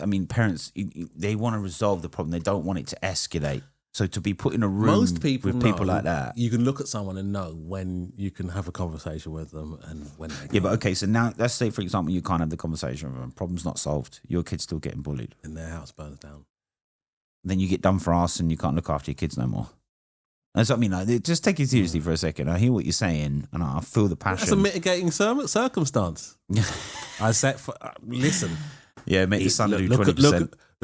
well, if that's the case. Well, you know, if the kids die and the parents live, then I'll do 20%, and so do they, because they're culpable for it. I got to be honest, I'm kind of thinking about it now. If my kid was driven to do something to himself because he was being bullied at school, like commit suicide or something, I'd kill the kids that bullied him and I'd kill the parents. Because for me, you couldn't take anything away from me anyway. Yeah. You couldn't like if my kid did that. But I then if wouldn't you've got kill them, I other would kids as well, permanently it's mark like, and what the maim fuck them. do you do then? I'd let them live. I would permanently mark and maim them as an example. This is what will happen. Yeah, but then they everybody could else still will report see you. You that. could still Yeah, go that's pen fine. for that. But if you've got other kids, That's fine. They'll be walking around with something permanently marked on their face. yeah, but your kids. That's what I'm saying. Who's going to look after your kids while you're in the pen? Rest of my family, innit? Oh yeah, Or the Fair state. enough. Oh But well, not the state. Then Please, not everybody the else, state. no, because don't forget, we'll fix all of that. But everybody else will see that family and know, right, that's what happened if we behave in a way that's not socially acceptable. I suppose actually, you know what you could do? You could have like a mediator for this kind of thing, like a specialist, part of the social service program that we were talking about. A specialist that comes into the school, interviews both sides, goes to visit both families, does a full psychoanalysis. And then if it does turn out that that specialist actually thinks that, yes, this kid is a bully and he's fucked up, they take him out of the school and the other kid just carries on going. What do we do with that? That kid then Do we gets take taken off and, Do we take him away from his treated, parents? treated if need be, yeah. If the parents don't start playing ball and play by reasonable rules or rule sets and get their kid on the straight and narrow, then we start to intervene. Because all you're going to end up there is a criminal. You're going to end up with a violent kid. Because I reckon most bullies actually turn out to be quite violent people. Mm-hmm. That's what I think. I think they get away with it. I think Even they enjoy worse it. now, a lot of them will then pretend as if they'll excuse what they did and then turn themselves into some alleged community fucking hero. It makes you wonder, doesn't it? You know, like when you hear these kids get stabbed outside the school and that, and it's like he's a straight A student. I wonder if he was just a nasty little bully bastard. And that kid just had that's enough the problem. one day. Like I said, if we look at this actual kid, Yeah. when it initially happened, they kept it all quiet. They weren't going to say anything about it. When they did release anything, what image did they release of him? That sideshow Bob looking photo. No, they released the little kiddie picture. Oh, the school uniform. Was that the mauve kind of uniform? Yeah, I remember that. He was dressed up as Doctor Who from fucking 10 years ago, some shit like that. Yeah, you're right. They did try to portray it that way. It's only in the last couple of weeks you've seen what he actually looks like. So why? It's a good question. Why do you think that Keir Starmer, and it was Keir Starmer because it could be no one else, tried to cover this whole thing up? I mean, I know there was a lot of civil unrest around about the time, and they arrested all those people that the riots and all that shit. It was all covered up to create the civil unrest, and then you could then stoke it by saying, if you were, if you're out here getting upset over the murder of these kids, right, and asking for information, you're a far right. You're a far right agitator. Fucking hell! Do you know what? It's a good point. Actually, That's exactly what he did. It does seem exactly what they did, and no one was able to say, "Well, hang on a minute. So, is it okay to go and stab some kids?" Because I mean, I received a message the other day that and apparently it was defunct by a couple of papers online, but I couldn't find much defuncting. But I couldn't find much to the truth of it either. And it was that this kid's dad was some kind of warlord from Sierra Leone. No, from Uganda. He's from Uganda. He was some kind of warlord, and him and Tony Blair got him into the country. Yes, there's a whole message about it. But he was wanted for war crimes. Wanted for war crimes. That's it. Yeah. And yet, apparently, there's two clippings from two papers saying they will keep defuncting it. So I'm wondering, is that why they tried to cover it up? That was mentioned last year as well, and then it got hushed up. Do you think that's why they tried to cover it up? Because that was going to come out. All these people come. Where's that fucking paperwork for this case? All these people, like I said, this child didn't come from something. When we do get the full story on this kid, because all we can do is speculate. Oh, he was bullied at school and this, that, and the other. Yeah. But if he's, if his dad is part of, what's his name? The guy in Uganda. Last King of Scotland. Oh, yeah. Oh, that was a great film. That was a brilliant film. I forgot his name now. But the main guy, the big guy. The main guy, the guy that was apparently a cannibal. It was one of them. Fuck. He was in, because people like that. And they were getting kids. All they will tell you about is the main guy. But like the same way as with Hitler. He's got generals. There was this, because these people do not do it by themselves. No. In the film, they got generals. When the shit hits the fan, all these people suddenly melt away, and you've just got your one scapegoat. You've only got Adolf, and you've only got this guy here. You've only got Bobby Mugabe. You've only got them. You just want, nobody else was involved. I promise you. Yeah. And then they suddenly turn up over here, to pretend and act like, yes. That's all right. No, I'm just here as a refugee, just living it up. Fuck knows what that those parents might have actually been doing to that kid. That paperwork has got to be found. Can you imagine? You could literally fuck Keir Starmer overnight. Literally fuck him, because if people found out that they had got this, like didn't Sherry Blair and Tony Blair tried to get that Shamima Begum piece of trash back into the country. Didn't they actually get her here at some point and had to get her out again? They tried, though, didn't they? They tried their hardest. Why are they so keen to have someone back like that? Because she's in Bangladesh, I think. Because it does not affect them. Exactly. They don't have to live next to the trash. It's not their kids getting stabbed up. If they succeed in bringing her back, people would rightly have a problem with her. Because, as far as I'm concerned, she is a threat. Oh, I mean, she was 15 She when can't she work- did it. She was 15 when she did it. My question is, I've what got happened to have a the two little- other- She where didn't are kill two other girls? anybody. She didn't kill anybody, but she joined an She was out organisation there busting that does. pussy open for ISIS. Yeah, okay, but busting your pussy is one thing, right? But she didn't cut off anyone's She head. was out there She supporting didn't it. do- She was front and center in adverts. Yeah, this is kill them all. Was and she all them. really? Yeah, Seriously? So she was totally advocating the whole thing. they would. I mean, I'm not keen to let her back in at all, but anyway, I'm not a sympathiser, but I just don't know enough background on her to be able to pin it down. She was out there speaking. She was doing English speaking adverts for it. She was advocating for all of it. Forget it. I mean, like, look, you know, when you go over, which as soon as she got there, she must have realised how fucked up it was. I mean, how many times do you reckon she was raped? She did no. She was raped. No, she was married. Yeah, married. Right, as At far 15. as when she got Isn't there, it? Didn't we say the other day you have to be over 18 to be fucking out there? Wasn't that whole thing that Fakana dude got fucked? no, she went to wasn't Syria where she went to. Where did she? She went somewhere else. She No, it wasn't was in Syria. Saudi. It was Yeah, Syria. she was Syria. Yeah, she went Syria. Isn't it the same rules? No. Oh, over there, anything She goes. was an ISIS fighter. She was married to an ISIS fighter. That's correct. Right. She did not anticipate that shit not working out. Well, she was 15. As far as she was, and had that shit not fucking worked out, had it actually worked out, yeah, she'd be front and center up in that shit. Yeah, well then, you know what, fuck her, innit? I mean, I'm fuck her anyway, because for me, you know, It's only just once don't the like her. poop I hits just the don't like fucking her. fan. It's like, oh yeah, I need to come back now. I'm English. Yeah, I made a Yeah. mistake. People I should made be a mistake. forgiven. When Yeah. she said that, I thought to myself, you self-loathing piece of shit. Fuck that. And she's People like, what, forgiven, 20? yeah. Think about all those now? aid workers that were decapitated. Yeah, by people that That's the you thing, like, advocated once for. again, the fucking internet.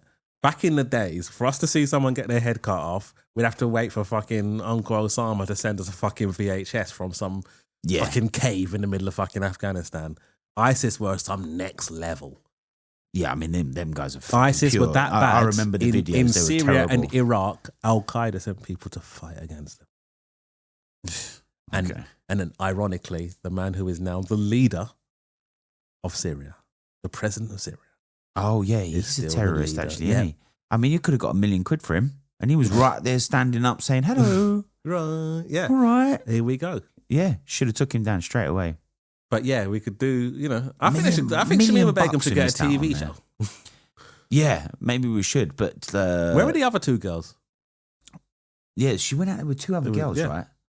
That's my Never heard question. anything Where about were it. they? Why is the attention all on her then? Where's the other Because two? that, like I said, it's the You ones reckon who they're dead? don't see. No, I think they might have come back. You think they made their way back in? I Maybe they got there and thought, fuck this. Or maybe they got to the airport and was It's like, do you like know what what? I We ain't said doing about it. the We're whole turning around. Ukraine And thing. she went for it.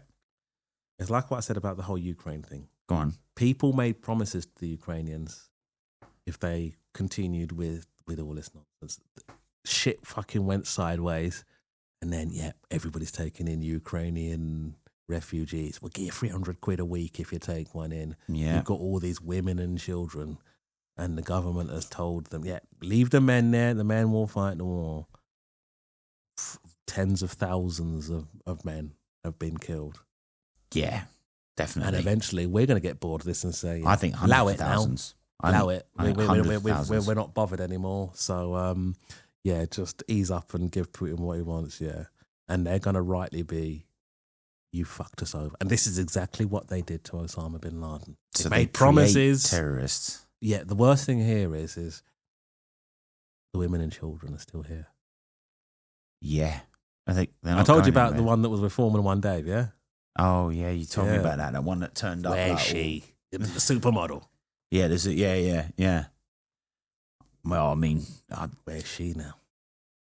yeah, disappeared into the cobweb somewhere, innit? But, she had so to take that scenario, you've come here with your mum, fighting a war. Your dad's dead now. And then it turns out, the government was telling the Ukrainian government to start a war just for a bit of oil and a bit of gas.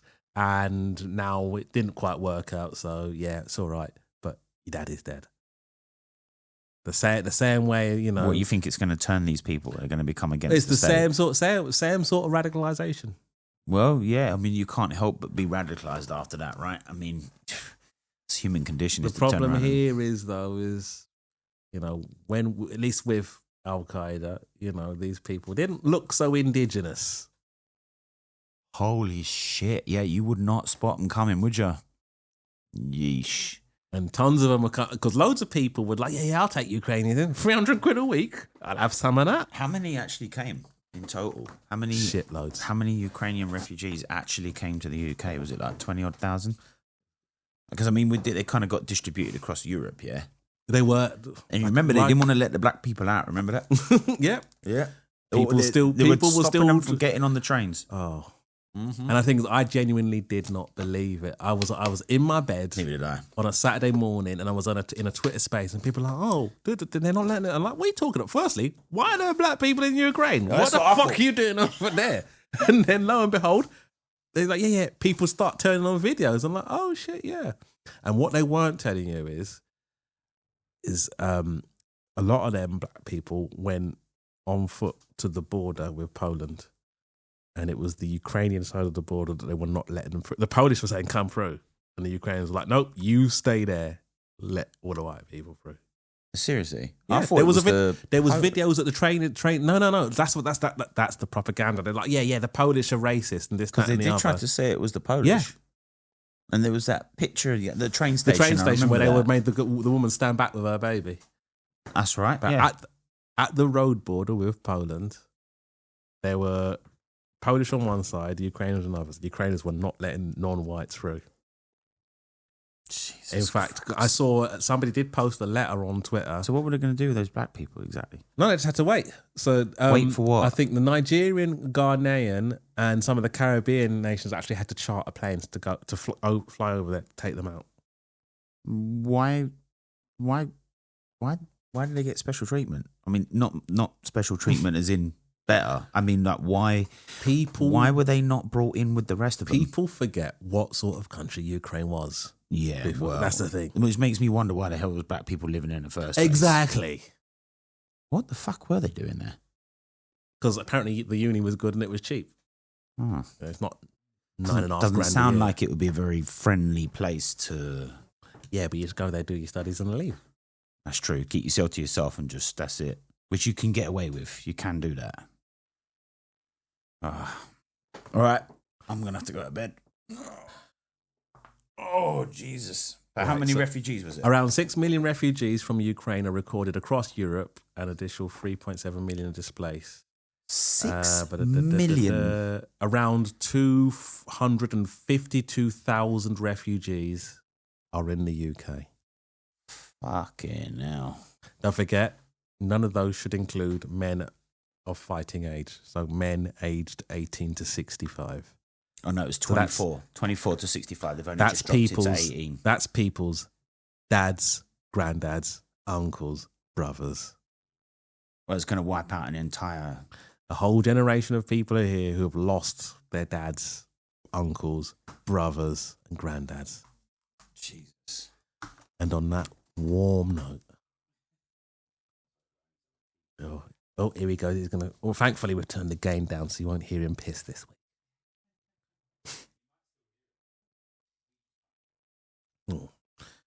But I'd like to end it by shouting out some sponsors. So I'd like to shout out Rode. I'd also like to shout out Lidl. Highly recommend Lidl. And as part of this, Leigh will actually be going to shop at Lidl, and we'll be feeding back on the quality.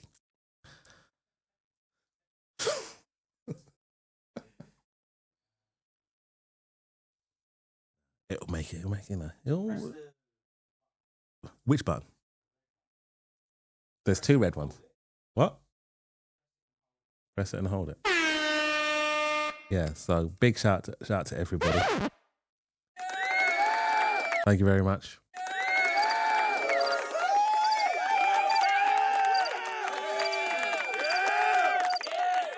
Stay warm. All I did was play music. The what? Oh shit! You said the. Yeah. Just press it once.